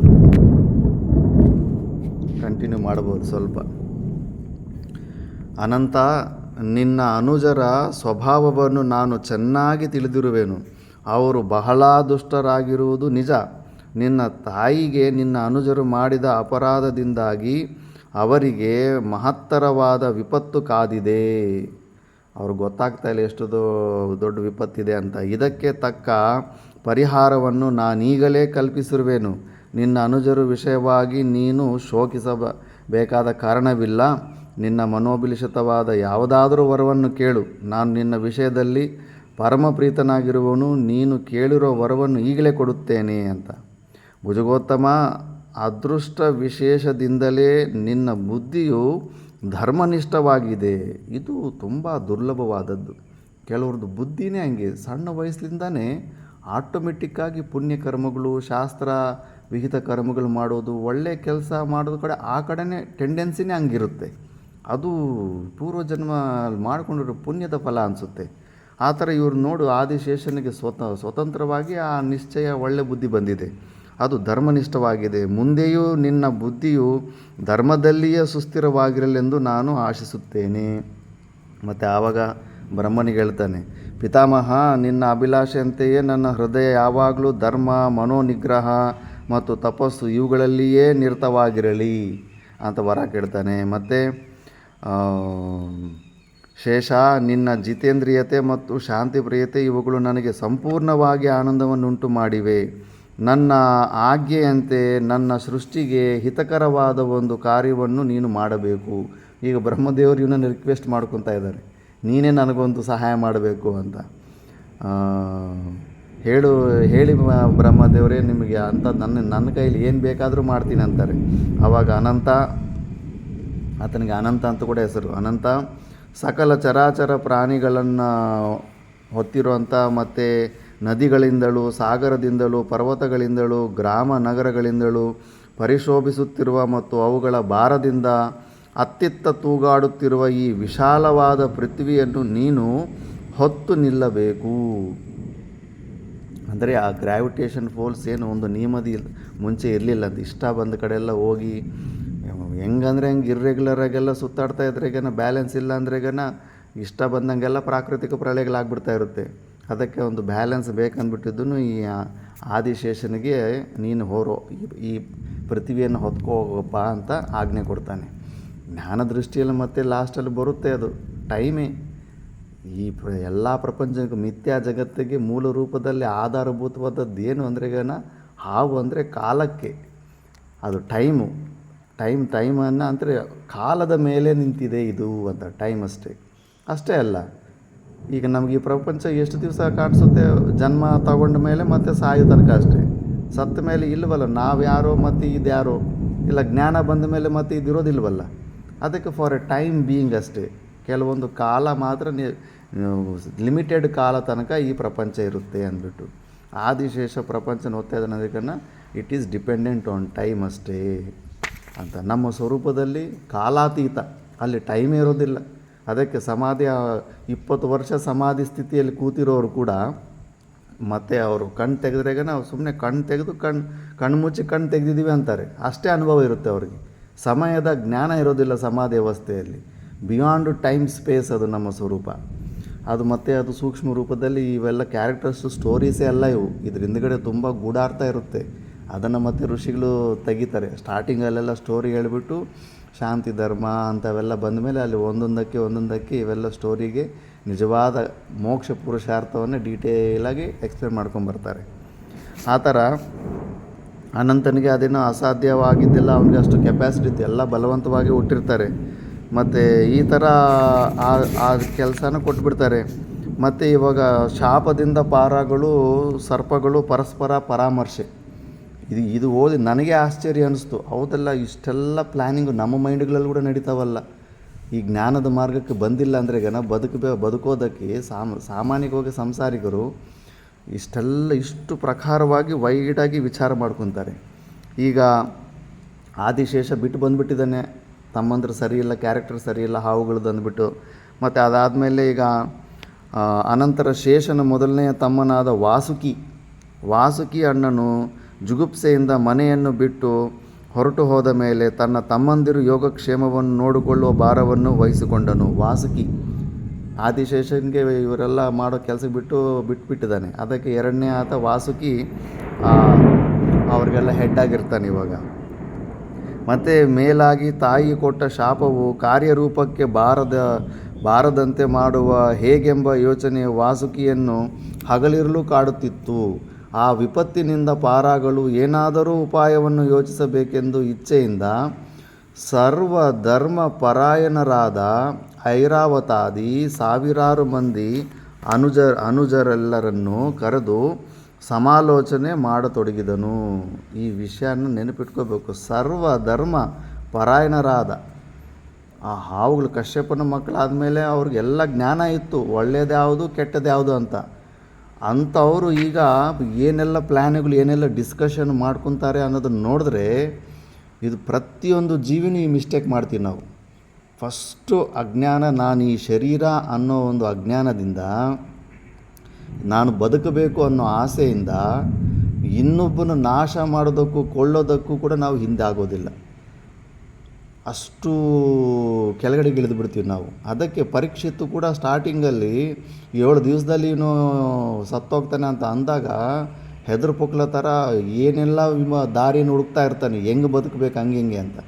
ಆದರೆ ಅವ್ರಿಗೆ 7 ದಿವಸ ಶ್ರೀಮದ್ ಭಾಗವತ ಕಥೆಯನ್ನೆಲ್ಲ ಕೇಳಿದ ಮೇಲೆ ಮತ್ತು ಈಸಿಯಾಗಿ ಸ್ವಯಮಾಗಿ ಬಂದು ಕಚ್ಚಲಿ ಅಂತ ಅಂದ್ಬಿಡ್ತಾನೆ. ಅಂದರೆ ಈ ಶರೀರ ಜೊತೆ ತಾದಾತ್ಮ್ಯನೇ ಹೊಟ್ಟೋಗ್ಬಿಡುತ್ತೆ. ಬದುಕೋ ಆಸೆ ಇರೋಷ್ಟು ದಿವಸ ನಾವು ಒಳ್ಳೆಯರಾಗೋದಕ್ಕೆ ಚಾನ್ಸ್ ಇಲ್ಲ. ಯಾಕಂದರೆ ಈಗ ಏನೋ ಒಂದು ಶರೀರ ರಕ್ಷಣಾರ್ಥ ಸಲುವಾಗಿ ಈ ಎಲ್ಲ ಪ್ಲ್ಯಾನ್ಗಳು ಮಾಡ್ಕೊಂಡು ಯಾರಿಗೋ ಒಬ್ಬರಿಗೆ ಮನಸ ವಾಚ ಕರ್ಮನ ಹಿಂಸೆಗಳು ಮಾಡಿ ಪಾಪನೇ ಮಾಡ್ತಾಯಿರ್ತೀವಿ. ಈಗ ನೋಡಿ, ಎಲ್ಲ ಧರ್ಮಗಳನ್ನು ಗೊತ್ತಿರೋಂಥ ಹಾವುಗಳು ಏನೆಲ್ಲ ವಿಚಾರ ಮಾಡ್ತವೆ. ಫಸ್ಟು ವಾಸುಕಿಗೆ ಎಲ್ಲ ಕರೆದುಬಿಟ್ಟು, ಪ್ರಿಯ ಸಹೋದರರೇ, ನಾವಿಂದು ಸೇರಿರುವುದು ಒಂದು ಮಹಾಕಾರ್ಯದ ಆಲೋಚನೆಗಾಗಿ. ಯಾವಾಗಲೂ ಮಹಾಕಾರ್ಯವೊಂದನ್ನು ಕೈಗೊಳ್ಳಬೇಕಾದರೆ 10 ಜನರ ಸಲಹೆಗಳನ್ನು ಪಡೆದು ಆರಂಭಿಸುವುದು ಹಿತಕರವೆಂದು ತಜ್ಞರು ಅಭಿಪ್ರಾಯಪಡುತ್ತಾರೆ. ಯಾವುದೇ ಒಂದು ಕೆಲಸ ಹೆಚ್ಚು ಒಪಿನಿಯನ್ ತೊಗೋಬೇಕು, ಬಟ್ ಜಾಸ್ತಿ ತೊಗೊಂಡೋಕೆ ಹೋದರೆ ಮತ್ತು ಆ ಕೆಲಸ ಆಗೋದು ಕೂಡ ಇಲ್ಲ. ಜಾಸ್ತಿ ಒಪಿನಿಯನ್ ಕೇಳ್ಕೊತ ಇದ್ರೆ ಈಗ ಡಿಸ್ಕಷನ್ಗಳಲ್ಲೇ ಇದ್ದುಬಿಡುತ್ತೆ, ಕೆಲಸ ಮುಂದೆ ಹೋಗೋದು ಕೂಡ ಇಲ್ಲ. ಬಟ್ ಆದಷ್ಟು ನಮಗೆ ಯಾವುದಾದ್ರೂ ವಿಷಯದಲ್ಲಿ ಜ್ಞಾನ ಇಲ್ಲ ಅಂದಾಗ ಒಂದು 10-15 ಜನ ಕೂತ್ಕೊಂಡು ವಿಚಾರ ಮಾಡಿದಾಗ ಒಳ್ಳೆ ಯೋಚನೆಗಳು, ಒಳ್ಳೆ ಆಪ್ಷನ್ಸ್ ಬರುತ್ತೆ. ಆ ಥರ ಮೇಲಾಗಿ ಇಂದು ನಾವು ಯೋಚಿಸಬೇಕಾಗಿರುವ ಕಾರ್ಯವು ನಮ್ಮೆಲ್ಲರಿಗೂ ವ್ಯಕ್ತಿಶಃ ಸಂಬಂಧಪಟ್ಟದಾಗಿದೆ. ಪಾಪರಹಿತರೇ, ನಮ್ಮ ತಾಯಿಯು ನಮಗೆ ಕೊಟ್ಟ ಶಾಪದ ವಿಷಯವು ನಿಮ್ಮೆಲ್ಲರಿಗೂ ತಿಳಿದೇ ಇರುವುದು. ನಾವೆಲ್ಲರೂ ಪರಸ್ಪರವಾಗಿ ಸಮಾಲೋಚಿಸಿ ಆ ಶಾಪದ ಪರಿಹಾರಕ್ಕೆ ಪ್ರಯತ್ನ ಮಾಡೋಣ. ತಾಯಿಯ ಶಾಪ ತುಂಬ ಪವರ್ಫುಲ್ಲಾಗಿರುತ್ತೆ. ಅದಕ್ಕೆ ನೀನು ಪ್ರಪಂಚದಲ್ಲಿ ಎಲ್ಲರನ್ನೂ ಮೆಚ್ಚಿಸು, ತಾಯಿಗೆ ನೀನು ಇಷ್ಟ ಆಗಲಿಲ್ಲ ಅಂದರೆ ನೀನು ಝೀರೋನೇ, ತಪ್ಪಿದೆ ನಿನ್ನಲ್ಲೇನೋ ಅಂದ್ಬಿಟ್ಟು. ಶಾಸ್ತ್ರ ಪ್ರಮಾಣ ಇದೆ, ಕುಪುತ್ರ ಜಾಯತೆ ಕುಮಾತ ನಾ ಜಾಯತೆ ಅಂದ್ಬಿಟ್ಟು. ನೀನು ಏನೇ ಆಗಲಿ ತಾಯಿಗೆ ಅನುಕೂಲವಾದಂಥ ಜೀವನನೇ ನಡೆಸ್ಬೇಕು ನೀನು. ಇಷ್ಟನೋ ಕಷ್ಟನೋ, ಅವರೇನಾದರೂ ಸ್ವಲ್ಪ ಕಷ್ಟಪಟ್ಟು ಕಣ್ಣೀರು ಹಾಕ್ಕೊಂಡು ಶಾಪ ಇಟ್ಟಿದ್ದಾರೆ ಅಂದ್ರೆ ನೀನು ತಪ್ಪಿಸ್ಕೊಳ್ಳೋಕ್ಕೆ ಚಾನ್ಸೇ ಇಲ್ಲ. ಶ್ಲೋಕನೇ ಇದೆ, ಸರ್ವೇಷಾಮೇವ ಶಾಪಾನಾಂ ಪ್ರತಿಘಾತೋ ಹಿ ವಿದ್ಯತೆ ನತು ಮಾತ್ರಾಭಿಶಪ್ತಾನಾಂ ಮೋಕ್ಷ ಕ್ವಚನ ವಿದ್ಯತೆ. ಸರ್ವೇಷಾಮೇವ ಶಾಪಾನಾಂ, ಎಲ್ಲ ಶಾಪಗಳಲ್ಲೂ ಕೂಡ ಪ್ರತಿಘಾತೋ ಹಿ ವಿದ್ಯತೆ ನತು ಶಪ್ತಾನಂ, ಎಲ್ಲ ಶಾಪಗಳಿಗೂ ವಿಮೋಚನೆ ಇಗುತ್ತಂತೆ. ಬಟ್ ತಾಯಿಯಿಂದ ಬಂದ ಶಾಪಕ್ಕೆ ಮಾತ್ರ ಮೋಕ್ಷ ಕ್ವಚನ ನಾ ವಿದ್ಯತೆ ಅಂತ, ಅದಕ್ಕೆ ಮಾತ್ರ ವಿಮೋಚನೆ ಇಲ್ಲ. ಈ ವಿಷಯಗಳು ಸುಮಾರು ಜನಕ್ಕೆ ಗೊತ್ತಿರೋದಿಲ್ಲ. ಜೀವನ ನಮಗಿಷ್ಟ ಇಷ್ಟ ಆಗಲಿಲ್ಲ ಅಂದರೂ ಕೂಡ ತಾಯಿಗೆ ಅನುಕೂಲವಾಗಿಯೇ ಜೀವನ ನಡೆಸಬೇಕಂತೆ. ಅದು ಶಾಸ್ತ್ರ ನಿಯಮ. ಅದಕ್ಕೆ ತಪಸ್ಸು, ದಾನ, ಪ್ರಾಯಶ್ಚಿತ್ತಾದಿಗಳಿಂದ ಎಲ್ಲ ಶಾಪಗಳನ್ನು ನಿವಾರಣೆ ಮಾಡಿಕೊಳ್ಳಲು ಸಾಧ್ಯವಾಗಬಹುದು. ಆದರೆ ತಾಯಿಯು ಕೊಟ್ಟ ಶಾಪವನ್ನು ಮಾತ್ರ ಎಂತಹ ದುಸ್ಸಾಧ್ಯವಾದ ವ್ರತಾಚರಣೆಗಳಿಂದಲೂ ನಿವಾರಿಸಿಕೊಳ್ಳಲು ಸಾಧ್ಯವಿಲ್ಲ. ಅವಿನಾಶಿಯಾದ, ಅಪ್ರಮೇಯನಾದ, ಸತ್ಯಸ್ವರೂಪನಾದ ಬ್ರಹ್ಮನ ಸಮ್ಮುಖದಲ್ಲಿಯೇ ನಮ್ಮ ತಾಯಿಯು ನಮಗೆ ಶಾಪವಿತ್ತಲೆಂಬ ವಾರ್ತೆಯನ್ನು ಕೇಳಿದ ಮೇಲಂತೂ ನನ್ನ ಹೃದಯವು ಬಹುವಾಗಿ ಪರಿಕಂಪಿಸತೊಡಗಿದೆ. ನಿಶ್ಚಯವಾಗಿ ಹೇಳುವುದಾದರೆ ನಾವು ಸಂಪೂರ್ಣವಾಗಿ ನಾಶ ಹೊಂದುವ ಕಾಲವು ಸನ್ನಿಹಿತವಾಗಿದೆ. ಯಾಕಂದರೆ ನಮ್ಮ ತಾಯಿಯು ನಮಗೆ ಕೊಟ್ಟ ಶಾಪವನ್ನು ಬ್ರಹ್ಮದೇವನು ಅನುಮೋದಿಸಿದನು. ಬ್ರಹ್ಮದೇವನು ಕೂಡ ತಥಾಸ್ತು ಅಂದ್ಬಿಟ್ಟಿರ್ತಾನೆ. ಯಾಕಂದರೆ ಈ ಹಾವುಗಳು ಸಿಕ್ಕಾಪಟ್ಟೆ ಪವರ್ಫುಲ್ಲಾಗಿ ಮಿಕ್ಕಿದವ್ರಿಗೆ ಭಯಂಕರ ಹಿಂಸೆ ಮಾಡ್ತಾ ಇರ್ತಾರೆ. ಭೂಭಾರದಲ್ಲಿ ಹಾವುಗಳ ಸಂಖ್ಯೆಯನ್ನು ಕಡಿಮೆ ಮಾಡಬೇಕಂದ್ಬಿಟ್ಟು ಬ್ರಹ್ಮದೇವನೇ ಸರಸ್ವತಿ ದೇವಿನ ಪ್ರಾರ್ಥನೆ ಮಾಡಿರ್ತಾನೆ. ನೀನು ಕದ್ರು ನಾಲಿಗೆಯಲ್ಲಿ ಕೂತ್ಕೊಂಡು ಅವಳು ಶಾಪ ಹಾಕೋ ಥರ ಮಾಡು ಅಂದ್ಬಿಟ್ಟು ಸರಸ್ವತಿ ದೇವನೇ ಪ್ರಾರ್ಥನೆ ಮಾಡಿರ್ತಾನೆ. ಅದಕ್ಕೆ ಆ ಸಮಯದಲ್ಲಿ ಸಡನ್ನಾಗಿ ಕದ್ರು ಸ್ವಂತ ಮಕ್ಕಳಿಗೆ, ಇದು ಎಲ್ಲೂ ಜಾಸ್ತಿ ನಡೆಯೋದೇ ಇಲ್ಲ, ತನ್ನ ಎಷ್ಟೇ ಮಕ್ಕಳು ಹಿಂಸೆ ಮಾಡಿದ್ರೂ ಕೂಡ ತಾಯಿ ಅಂತೂ ಮಕ್ಕಳಿಗೆ ಶಾಪ ಹಾಕೋದಿಲ್ಲ. ಬಟ್ ಇಂಥ ವಿಪರೀತ ಕೆಲವೊಂದು ಸ್ಥಳದಲ್ಲಿ ಮಾತ್ರ ಈ ಥರ ಘಟನೆಗಳು ನಡೆಯುತ್ತೆ. ಸರಸ್ವತಿ ದೇವಿ ಆ ನಾಲಿಗೆಯಲ್ಲಿ ಕೂತ್ಕೊಂಡು ಆ ಥರ ಹಾಕ್ಬಿಟ್ಟಿರ್ತಾರೆ. ಇನ್ನೂ ಎಷ್ಟೋ ಸ್ಟೋರಿಗಳಿದ್ದಾವೆ. ಹಿಂಗೆ ಜಾಸ್ತಿ ವಾದ ವಿವಾದ ಮಾಡ್ತಾ ತಾಯಿ ಜೊತೆ ಜಗಳ ಆಡಿಕೊಂಡು ತಾಯಿ ಸಡನ್ನಾಗಿ ಹೋಗೋ ನೀನು ಅರ್ಧಾಯುಷದಲ್ಲೇ ಸಾಯ್ತಿ ಹೋಗೋ ಅಂತ ಶಾಪ ಕೊಟ್ಬಿಟ್ಟಿರ್ತಾರೆ. ಮತ್ತು ಪಶ್ಚಾತ್ತಾಪ ಪಡ್ತಾರೆ ತಾಯಿ ಕೂಡ. ಬಟ್ ಶಬ್ದ ಹೊರಗಡೆ ಬಂದುಬಿಟ್ಟಿರುತ್ತೆ. ಬಟ್ ಗುರುಗಳಲ್ಲಿ ಅದಕ್ಕೊಂದು ಇದಿದೆ, ಸನ್ಯಾಸ ದೀಕ್ಷೆ ತಗೊಂಡ್ರು ಕೂಡ ಅದು ಮೃತ್ಯುನೇ. ಆವತ್ತೇ ಎಲ್ಲ ಪಿಂಡ ಪ್ರದಾನಗಳೆಲ್ಲ ಕೊಟ್ಬಿಟ್ಟು ಆವತ್ತು ನಾವು ಸತ್ತೋದಂಗೆ. ಅದಕ್ಕೆ ಕರೆಕ್ಟಾಗಿ ಅರ್ಧಾಯುಷು ಯಾವಾಗ ಪೂರ್ತಿ ಆಗುತ್ತೋ ಆ ಸಮಯದಲ್ಲಿ ಸನ್ಯಾಸ ತೊಗೊಂಡ್ಬಿಟ್ರೆಗರ ಇವನು ಲೌಕಿಕ ರೂಪದಲ್ಲಿ ಬದುಕು ಇರ್ತಾನೆ, ಶಾಪ ತಟ್ಟದಂಗೂ ಇರುತ್ತೆ. ಸನ್ಯಾಸ ಕೂಡ ಒಂದು ಮೃತ್ಯು ಇದ್ದಂಗೆ ಅಂದ್ಬಿಟ್ಟು ಆ ಥರ ಯುಕ್ತಿಯನ್ನು ಉಪಯೋಗ ಮಾಡ್ತಾರೆ. ಬಟ್ ತಾಯಿ ಕೊಟ್ಟ ಶಾಪ ಅಂತೂ ಅದು ಎಲ್ಲೂ ಹೋದರೂ ಕೂಡ ಅದು ಬೆನ್ನೆತ್ತಿ ಬರ್ತಾ ಇರುತ್ತೆ. ಆ ಕೃಪೆ ಏನೋ ಮಾಡಿ ಹತ್ತೋ ಗಿತ್ತೋ ಏನೋ ಬೆಳವಣಿಗೆ ಮಾಡಿಕೊಂಡು ಲಾಸ್ಟಲ್ಲಿ ಏನಾದರೂ ತಪ್ಪುಗಳು ಮಾಡಿದರೆ ಈಗ ಕ್ಷಮೆ ಕೇಳಿಬಿಟ್ಟು ಒಂದು ಸತಿ ಅದು ಕ್ಲೋಸ್ ಮಾಡ್ಕೊಂಬಿಡ್ಬೇಕು ಆ ಫೈಲು. ಇಲ್ಲ ಅಂದರೆ ಅವ್ರ ಮನಸ್ಸಲ್ಲಿ ನೋವು ಅನುಭವಿಸ್ತಾ ಇದ್ದರೆ ನಮ್ಮ ವಿಷಯದಲ್ಲಿ ನಮ್ಮ ಕಾರ್ಯಗಳಲ್ಲಿ ಸಿಕ್ಕಾಪಟ್ಟೆ ವಿಘ್ನಗಳು ಬರ್ತಾ ಇರುತ್ತೆ. ಈ ವಿಷಯದಲ್ಲಿ ಇಲ್ಲಿ ಭಕ್ತರು ರಾಮಾಂಜಲಿದ್ದಾರೆ, ನಾನು ಯಾವಾಗಲೂ ನೆನೆಸ್ಕೊತಾ ಇರ್ತೀನಿ. ಅಂತಿಮ ಸಮಯದಲ್ಲಿ ಬೆಡ್ ರಿಡನ್ ಆದ ತಾಯಿಗೆ ಲೆಟ್ರಿನ್ ಎಲ್ಲ ಮಲ ಮೂತ್ರ ಎಲ್ಲ ಕೂಡ ಅಲ್ಲೇ ಒಂದೇ ಜಾಗದಲ್ಲಿ ಆಗ್ತಾಯಿದ್ರು ಕೂಡ ಆ ಲಾಸ್ಟಿಗೆ ಹೆಂಡತಿ ಸೊಸೆ ಕೂಡ ಯಾರು ಎಷ್ಟು ದಿವಸ ಅಂತ ಮಾಡ್ತಾರೆ, ಅವ್ರಿಗೆ ಇಂಟ್ರೆಸ್ಟ್ ಇಲ್ಲ ಅಂದರೂ ಕೂಡ ಸ್ವಯಂ ಆಗಿ ತಾಯಿ ಸೇವೆ ಮಾಡ್ಕೊಂಡಿದ್ದಾರೆ. ತುಂಬ ಉತ್ತಮವಾದ ಕೆಲಸ ಅದು. ಇಡೀ ಪ್ರಪಂಚದಲ್ಲಿ ಅವರೆಲ್ಲರ ಮೆಚ್ಚುಗೆ ಅಲ್ಲ, ತಾಯಿಯ ಕೃಪೆಗೆ ನಾವು ಪಾತ್ರರಾದರೆ ಸಾಕು, ಇಡೀ ಪ್ರಪಂಚನ ಗೆದ್ಬೋದು ಅಂದ್ಬಿಟ್ಟು ಆ ಥರ. ಆದ್ದರಿಂದ ಈಗ ಅದೆಲ್ಲ ಹೇಳ್ತಾ ಇದ್ದಾರೆ, ಅಂತ ನಮಗೆ ತಾಯಿ ಶಾಪ ಕೊಟ್ಟುಬಿಟ್ಟಿದ್ದಾರೆ. ಆದ್ದರಿಂದ ನಾವೀಗ ಭುಜಂಗಗಳು, ಯೋಗಕ್ಷೇಮಗಳ ವಿಷಯವಾಗಿ ಸಮಾಲೋಚಿಸಬೇಕಾಗಿದೆ. ಒಂದು ವೇಳೆ ನಮ್ಮ ತಾಯಿಯ ಈ ಶಾಪವನ್ನು ಸಂಪೂರ್ಣವಾಗಿ ನಿವಾರಿಸಿಕೊಳ್ಳಲು ಸಾಧ್ಯವಾಗದೇ ಇದ್ದರೂ ನಮ್ಮ ಸರ್ಪಕುಲದಲ್ಲಿ ಸರ್ವರೂ ನಾಶವಾಗದಂತೆ ಮಾಡುವುದಾದರೂ ನಮ್ಮ ಇಂದಿನ ಮುಖ್ಯ ಕರ್ತವ್ಯ ಆಗಿದೆ. ಅಂದರೆ ಶಾಪ ಅಂತೂ ಹಾಗೆ ಆಗುತ್ತೆ, ಬಟ್ ಎಲ್ಲರೂ ನಷ್ಟ ಆಗಿಬಿಟ್ರೆ ಹಾವುಗಳು ವಂಶನೇ ಇರೋದಿಲ್ಲ. ಮತ್ತು ಅಟ್ಲೀಸ್ಟ್ ಯಾರಾದರೂ ಕೆಲವರಾದರೂ ನಾವು ಬದುಕಬೇಕು ಅನ್ನೋ ಒಂದು ಯೋಚನೆಯಿಂದ ನಾವು ಇವತ್ತು ಸಮಾವೇಶನ ಇಟ್ಕೊಂಡಿದ್ದೀವಿ ಅಂದ್ಬಿಟ್ಟು. ಅದಕ್ಕೆ ನಿಮಗೆ ಜನ್ಮೇಜಯನ ಸರ್ಪಯಾಗದಲ್ಲಿ ನೀವೆಲ್ಲ ಸಾಯ್ತಿರುವಾಗಂತ ಶಾಪ ಕೊಟ್ಟಿದ್ದಾಳೆ. ಆ ಶಾಪದಿಂದ ವಿಮುಕ್ತಿ ಆಗಬೇಕಂದ್ರೆ ಏನೆಲ್ಲ ನಿಮಗೆ ಐಡಿಯಾಸ್ ಬರುತ್ತೆ ಅವನ್ನೆಲ್ಲ ಡಿಸ್ಕಷನ್ ಮಾಡೋಣ ಅಂತಾರೆ. ಈಗ ನೋಡಿ ಸ್ಟಾರ್ಟ್ ಮಾಡ್ತಾರೆ. ವಾಸುಕಿ ಈ ಥರ ಹೇಳಿದ ಮೇಲೆ ಅನಂತರದಲ್ಲಿ ಅವರು ವಾಸುಕಿಯನ್ನು ಅನುಮತಿಯನ್ನು ಪಡೆದು ವೇದಿಕೆಯ ಬಳಿಗೆ ಬಂದು ತಮ್ಮ ಅಭಿಪ್ರಾಯಗಳನ್ನು ತಿಳಿಸ್ತಾ ಹೋಗ್ತಾ ಇರ್ತಾರಂತೆ. ಏನು ಫಸ್ಟು ಒಂದು ಹಾವು ಬಂದುಬಿಟ್ಟು ಬ್ರಾಹ್ಮಣನು ಬೇಡುವ ಯಾಚನೆಯನ್ನು ಕುರುವಂಶದ ಅಧಿಪತಿಗಳು ಎಂದಿಗೂ ತಿರಸ್ಕರಿಸುವುದಿಲ್ಲ. ಅಂದರೆ ನಾವು ಬ್ರಾಹ್ಮಣ ವೇಷ ಹಾಕ್ಕೊಂಡು ಹೋಗ್ಬಿಟ್ಟು ಅವ್ರನ್ನ ವರ ಕೇಳಬೇಡ. ಆದುದರಿಂದ ನಮ್ಮಲ್ಲಿ ಕೆಲವರು ಶ್ರೋತ್ರಿಯ ಬ್ರಾಹ್ಮಣ ವೇಷಧಾರಿಗಳಾಗಿ, ನೋಡು ಅದು ಶ್ರೋತ್ರಿಯ ಬ್ರಾಹ್ಮಣರಾಗಿರಬೇಕು, ಜ್ಞಾನ ಇರಬೇಕು. ಬ್ರಾಹ್ಮಣ ವೇಷಧಾರಿಗಳಾಗಿ ಜನ್ಮೇಜಯನ ಬಳಿಗೆ ಹೋಗಿ ನೀನು ಮಾಡಬೇಕೆಂದು ಯೋಚಿಸಿರುವ ಸರ್ಪಯಾಗವನ್ನು ಮಾಡಲೇ ಕೂಡದು, ಇದೇ ನಮ್ಮ ಯಾಚನೆ ಅಂತ ವರ ಕೇಳ್ಬಿಡೋಣ. ಆ ಯಾಗ ನಡೆಸಬಾರ್ದಂತ ವರ ಕೇಳಿಬಿಡೋಣ ಬ್ರಾಹ್ಮಣ ವೇಷದಲ್ಲಿ ಹೋಗ್ಬಿಟ್ಟು ಅಂತ, ಈ ಥರ ಒಂದು ಐಡಿಯಾ ಇಡ್ತಾನೆ. ಮತ್ತು ಇನ್ನೊಬ್ಬನು, ನಮ್ಮಲ್ಲಿ ಕೆಲವರು ರಾಜನ ಸಲಹೆಗಾರರಂತೆ ವೇಷ ಧರಿಸಿ ಹೋಗೋಣ, ಯಾವ ಕಾರ್ಯವನ್ನು ಮಾಡಬೇಕಾದರೂ ರಾಜನು ನಮ್ಮ ಸಲಹೆಗಳನ್ನು ಕೇಳಿಯೇ ಕೇಳುವನು. ಇದು ಕೂಡ ತುಂಬ ಯುಕ್ತಿ. ಯಾವತ್ತೇ ಆಗಲಿ ಮನೆಯಲ್ಲಿ ಯಾರು ಹೆಡ್ ಇರ್ತಾರೋ, ಆಶ್ರಮದಲ್ಲಿ ಯಾರು ಹೆಡ್ ಇರ್ತಾರೋ, ಸ್ಟೇಟಿಗೆ ಯಾರು CM ಹೆಡ್ ಇರ್ತಾರೋ, ಅವರು ಸುತ್ತಲೂ ಯಾರು ಹತ್ತಿರದಲ್ಲಿ ಸೇವೆ ಮಾಡ್ತಾ ಇರ್ತಾರೋ ಅವರೇ ಆ ರಾಜನಿಗೆ ಕಿವಿಗಳು ಕಣ್ಣುಗಳು. ಅವರು ಸರಿ ಇಲ್ಲ ಅಂದರೆ ರಾಜ ಕೂಡ ಕೆಟ್ಟೋಗ್ಬಿಡ್ತಾನೆ. ಅದಕ್ಕೆ ಅವರು ಸುತ್ತಲೂ ಇಟ್ಕೊಂಡಿರೋ ವ್ಯಕ್ತಿಗಳನ್ನು ಫಸ್ಟ್ ನಾವು ಪರೀಕ್ಷೆ ಮಾಡಬೇಕಾಗುತ್ತೆ. ನಮಗೆ ಗುರುಗಳು ನಮ್ಮ ಆಶ್ರಮ ಮೇಂಟೈನ್ ಮಾಡುವಾಗ ಇದನ್ನೇ ಎಲ್ಲ ಸ್ಪಷ್ಟವಾಗಿ ಡೀಟೇಲ್ಸ್ ಹೇಳ್ತಾರೆ. ಕಿವಿನಿಂದು ಹಣ್ಣಾಗಿರಬಾರ್ದು, ಕಿವಿನಿಂದು ಹಸಿ ಕಿವಿ ಆಗಿರಬಾರ್ದು, ಹಣ್ಣಾಗಿರೋ ಕಿವಿ ಇರಬೇಕು ಅಂತ. ಯಾರು ಬಂದು ಏನು ಹೇಳಿದ್ರೂ ಕೂಡ ಇಮಿಡಿಯೇಟ್ ಅದನ್ನು ನಂಬಬಾರ್ದು, ಡಿಸಿಷನ್ ತಗೋಬಾರ್ದು. ಎರಡೂ ಕಡೆ ಪಕ್ಷನ ಕೇಳಿಬಿಟ್ಟು ಮತ್ತೆ ಸ್ವಂತ ನಿರ್ಣಯ ತಗೋಬೇಕು ಅಂತ.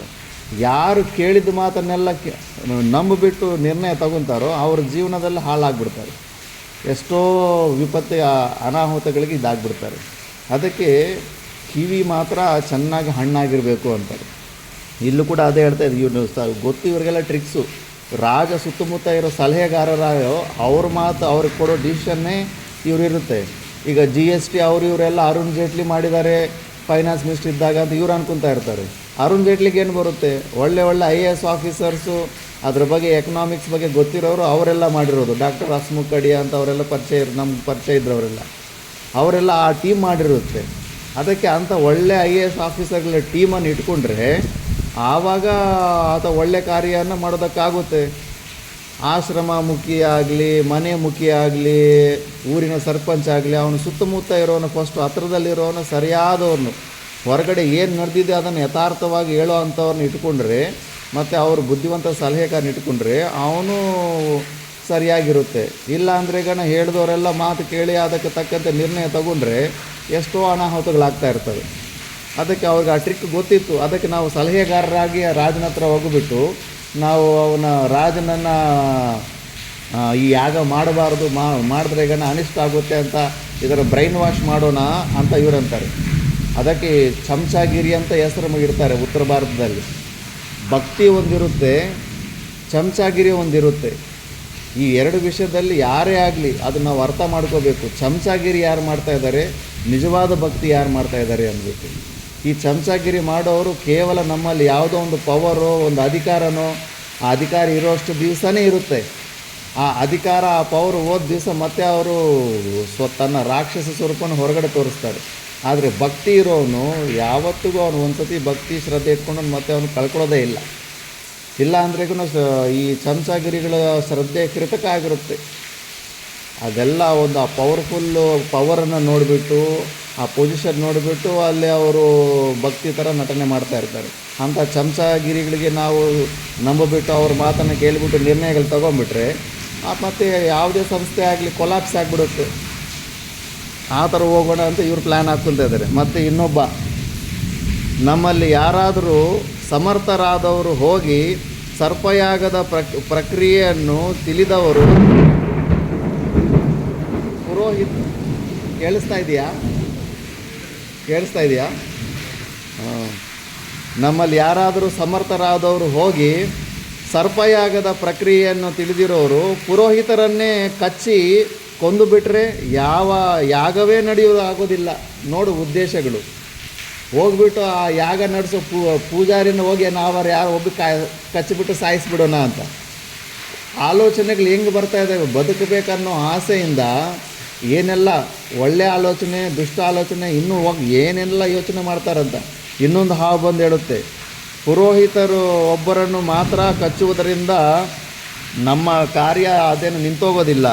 ಆ ಯಜ್ಞದಲ್ಲಿ ಭಾಗವಹಿಸುವ ಋತ್ವಿಜರು ಎಲ್ಲರನ್ನೂ ಕಚ್ಚಿಕೊಳ್ಳುವುದರಿಂದ ನಮ್ಮ ವಿಪತ್ತು ಪರಿಹಾರ ಆಗುವುದೆಂದು ನಾನು ಭಾವಿಸುತ್ತೇನೆ. ಅಲ್ಲಿ ಹೋಗ್ಬಿಟ್ಟು ಎಲ್ಲರನ್ನೂ ಕಚ್ಚಿಬಿಡೋಣ ಅಂತ ಇನ್ನೊಂದು ಹಾವು ಹೇಳ್ತದಂತೆ.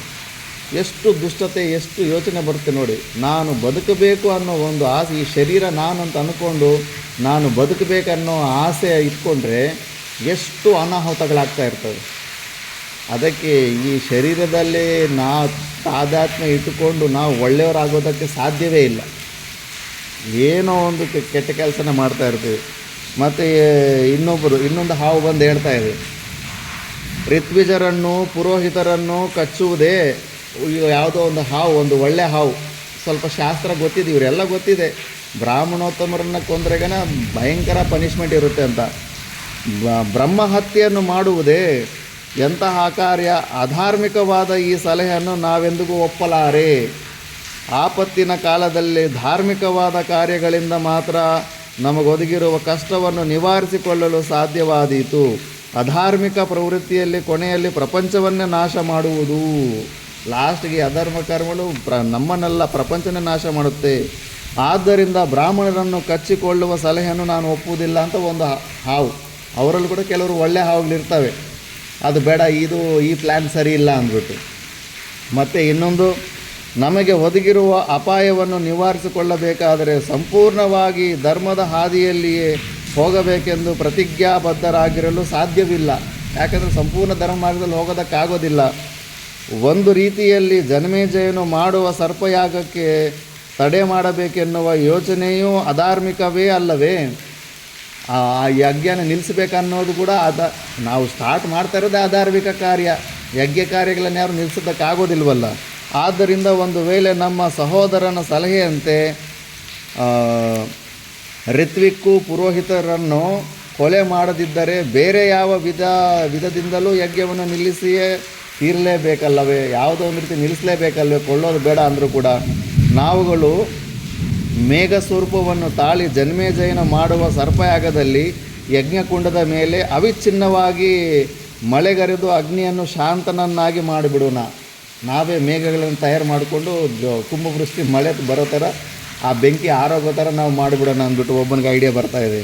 ಮತ್ತು ಇನ್ನೊಬ್ಬನು ಇದಕ್ಕಿಂತಲೂ ಉತ್ತಮವಾದ ಸಲಹೆಯೊಂದನ್ನು ನಾನು ಹೇಳ್ತೀನಿ ಅಂತಾನೆ. ಏನಂದರೆ, ರಾತ್ರಿಯ ವೇಳೆಯಲ್ಲಿ ಯಜ್ಞಶಾಲೆಯ ಒಳಗೆ ಹೋಗಿಬಿಟ್ಟು ಹೋಮ ಪಾತ್ರೆಯನ್ನೇ ಅಪಹರಿಸಿ ತಂದರೆ ಮುಂದೆ ಯಜ್ಞವು ಹೇಗೆ ತಾನೇ ನಡೆದಿತ್ತು, ಆ ಸಾಮಾನು ಇರುತ್ತಲ್ಲ ಪೂಜಾ ಸಾಮಗ್ರಿ, ಅದನ್ನೇ ಕದ್ಕೊಂಬಂದ್ಬಿಡೋಣ ಅಂದ್ಬಿಟ್ಟು ಒಬ್ಬನಿಗೆ ಐಡಿಯಾ ಬರ್ತಾಯಿದೆ. ಇನ್ನೊಂದು, ಸಾವಿರಾರು ಸರ್ಪಗಳು ಯಜ್ಞಶಾಲೆಯೊಳಗೆ ನುಗ್ಗಿ ಕಂಡ ಜನರನ್ನು ಕಚ್ಚಿ ಅವರ ದಿಕ್ಪಾಲಾಗಿ ಓಡುವಂತೆ ಮಾಡುವುದೇ ಯಜ್ಞವು ನಡೆಯದಂತೆ ಮಾಡಲು ಸೂಕ್ತವಾದ ಉಪಾಯವೆಂದು ನನಗೆ ತೋರುತ್ತದೆ. ಇನ್ನೊಬ್ಬನು, ಹೋಗಿ ಹೋಗಿ ಕಚ್ಚಿಬಿಡೋಣ ಅಂದ್ಬಿಟ್ಟು. ಮತ್ತು ಇನ್ನೊಂದು ಹಾವು, ಇಷ್ಟು ಮಾತ್ರವಲ್ಲದೆ ಅಲ್ಲಿರುವ ಚರು, ಆಜ್ಯ, ಸುಕ್ರು, ಸ್ರುವ ಮುಂತಾದ ಪವಿತ್ರ ವಸ್ತುಗಳೆಲ್ಲ ಮೇಲೆಲ್ಲ ಮೂತ್ರ ಪುರುಷೋತ್ಸರ್ಜನೆಗಳನ್ನು ಅಂದರೆ ಮೂತ್ರ ವಿಸರ್ಜನೆ, ಮಲ ವಿಸರ್ಜನೆ ಮಾಡಿ ಯಜ್ಞವು ಮುಂದುವರಿಯದಂತೆ ಮಾಡಿಬಿಡೋಣ ಅಂದ್ಬಿಟ್ಟು. ಐಡಿಯಾಗಳು ನೋಡಿ ಎಷ್ಟು ಬರ್ತಾ ಇದೆ ಅಂತ, ಕೆಟ್ಟ ಐಡಿಯಾಗಳು. ಮತ್ತು ಜನ್ಮೇಜಯನ ಸರ್ಪಯಾಗಕ್ಕೆ ನಾವುಗಳೇ ಋತ್ವಿಜರು ವೇಷವನ್ನು ಧರಿಸಿ ಹೋಗಿಬಿಡೋಣ. ಮತ್ತು ಪ್ರಾರಂಭದಲ್ಲಿ ಇಷ್ಟು ದಕ್ಷಿಣ ಕೊಡಬೇಕಂತ ಹೇಳಿಬಿಟ್ಟು ಈ ದಕ್ಷಿಣನ ಕೊಡೋಕ್ಕಾಗಲಿಲ್ಲ ಅಂದರೆ ನಾವು ಯಾಗನ ನಿಲ್ಲಿಸಿಬಿಡ್ತೀವಿ ಅಂತ ಅಂದ್ಬಿಡೋಣ. ಅವನಿಗೆ ಕೊಡೋಕ್ಕೆ ಸಾಧ್ಯ ಆಗದಿರೋಂಥಷ್ಟು ದಕ್ಷಿಣ ರೇಟ್ ಮಾತಾಡ್ಕೊಂಬಿಟ್ಟು ಅವ್ನು ಕೊಡೋಕ್ಕಾಗಲ್ಲ ಅಂದರೆ ಅಲ್ಲೇ ದಕ್ಷಿಣ ನಾವು ಯಾಗ ಮಾಡೋದಿಲ್ಲ ಅಂದ್ಬಿಟ್ಟು ನಿಲ್ಲಿಸ್ಬಿಡೋಣ ಮತ್ತು ಇನ್ನೊಬ್ಬನಿಗೆ ಐಡಿಯಾ ಬರ್ತಾಯಿದೆ. ಮತ್ತು ನನ್ನ ಸಹೋದರರು ಕೊಟ್ಟಿರುವ ಎಲ್ಲ ಸಲಹೆಗಿಂತಲೂ ಉತ್ತಮವಾದೆಂದು ಭಾವಿಸಿ ನಾನು ಈ ಸಲಹೆಯನ್ನು ನಿಮ್ಮ ಮುಂದೆ ಇಡ್ತೀನಿ ಅಂತ ಈಗ ಡೈರೆಕ್ಟ್ ವಾಸುಕಿನಿ ಇಷ್ಟೊಂದೆಲ್ಲ ಕೇಳಿದ ಮೇಲೆ ಇವರು ತನ್ನದೊಂದು ಅಭಿಪ್ರಾಯ ಹೇಳ್ತಾನೆ. ರಾಜನು ಜಲಕ್ರೀಡೆಗಾಗಿ ಆವಾಗ ಸರೋವರಕ್ಕೆ ಬರುತ್ತಿರ್ತಾನೆ. ಆ ಸಮಯದಲ್ಲಿ ನಮ್ಮಲ್ಲಿ ಬಲಿಷ್ಠರಾದ 100 ಸರ್ಪಗಳು ಹೋಗಿ ಅವನನ್ನು ಸುತ್ತಿ ಎತ್ತುಕೊಂಡು ಬಂದುಬಿಡೋಣ. ರಾಜನೇ ಇಲ್ಲದೆ ಯಜ್ಞವು ನಮ್ಮ ಅಗ್ರಜನು ಕೊಟ್ಟ ಸಲಹೆಯು ನಿಶ್ಚಯವಾಗಿಯೂ ಶ್ಲಾಘನೀಯವಾಗಿದೆ. ಆದರೆ ನಾವು ರಾಜನನ್ನು ಎತ್ತಿ ತರುವ ಕಾರಣವಿಲ್ಲ. ಅವನನ್ನು ಕಚ್ಚಿ ಕೊಂದು ಹಾಕುವುದೇ ಲೇಸು. ಶತ್ರುವನ್ನು ಯಾವ ಕಾರಣದಿಂದಲೂ ಜೀವಸಹಿತವಾಗಿ ಉಳಿಸಿರಕೂಡದೆಂದು ತಜ್ಞರು ಅಭಿಪ್ರಾಯಪಡುತ್ತಾರೆ. ಅಂದರೆ ಒಬ್ಬರು ಐಡಿಯಾ ಕೂಡ ಇನ್ನೂ ಯಾರಿಗೂ ಇಷ್ಟ ಆಗ್ತಾ ಇಲ್ಲ. ಮತ್ತು ಚಕ್ಷುಸ್ರವ ಇವನೊಂದು ಐಡಿಯಾ ಹೇಳ್ತಾನೆ. ನಾವು ನಮ್ಮ ಸ್ವಭಾವಕ್ಕೆ ಅನುಗುಣವಾಗಿ ಇಷ್ಟು ವಿಧವಾದ ಸಲಹೆಗಳನ್ನು ಕೊಟ್ಟಿರುತ್ತೇವೆ. ಈ ಸಲಹೆಗಳನ್ನು ನೀನು ಎಲ್ಲ ಮಿಕ್ಸ್ ಮಾಡಿಕೊಂಡು ಫೈನಲ್ ಆಗಿ ನೀನೇ ಒಂದು ಅಭಿಪ್ರಾಯಕ್ಕೆ ನೀನು ಬಾ ಅಂತ ಅವರು ಆಪ್ಷನ್ ಕೊಡ್ತಾರೆ. ಮತ್ತು ವಾಸುಕಿ ಲಾಸ್ಟ್ಗೊಂದು ನಿರ್ಣಯಕ್ಕೆ ಬರ್ತಾನೆ. ನೀವು ಕೊಟ್ಟಿರುವ ಪ್ರತಿಯೊಂದು ಸಲಹೆಯೂ ಯುಕ್ತಿಯುಕ್ತವಾಗಿಯೇ ಇದೆ, ಯುಕ್ತಿಯೇನೋ ಸ್ವಲ್ಪ ಕಾಣಿಸ್ತಾ ಇದೆ. ಆದರೆ ನಿಮ್ಮ ಸಲಹೆಗಳಲ್ಲಿ ಯಾವುದನ್ನು ಅಂಗೀಕರಿಸಲು ನನ್ನ ಮನಸ್ಸು ಒಪ್ತಾ ಇಲ್ಲ. ಯಾಕೆಂದರೆ ನಾವು ಕೈಗೊಳ್ಳುವ ಕಾರ್ಯದಿಂದ ನಮ್ಮೆಲ್ಲರಿಗೂ ಒದಗಿರುವ ಆಪತ್ತು ನಿವಾರಣೆ ಆಗಬೇಕು. ಇದರಲ್ಲಿ ನಮ್ಮ ತಂದೆಯಾದ ಕಶ್ಯಪರ ಆಶೀರ್ವಾದವೊಂದನ್ನು ಅಳಿದು ಬೇರ್ಯಾವ ಮಾರ್ಗವನ್ನು ಕಾಣದವನಾಗಿದ್ದೇನೆ. ನನ್ನ ಬಾಂಧವರು ಶ್ರೇಯಸ್ಸಿನ ದೃಷ್ಟಿಯಿಂದಲೂ ಮತ್ತು ಸ್ವಹಿತ ದೃಷ್ಟಿಯಿಂದಲೂ ವಿವೇಚನೆ ಮಾಡ್ತಾಯಿದ್ದೀನಿ. ಮತ್ತು ಯಾವುದೊಂದನ್ನು ಮಾಡಲು ನನ್ನ ಬುದ್ಧಿಯು, ನೀವು ಹೇಳಿದ ಇಷ್ಟೊಂದು ಐಡಿಯಾಗಳು ಕೊಟ್ಟರೆ ಒಂದು ನನಗೆ ಇಷ್ಟ ಆಗ್ತಾಯಿಲ್ಲ ಅಂತಾನೆ ವಾಸುಕಿ.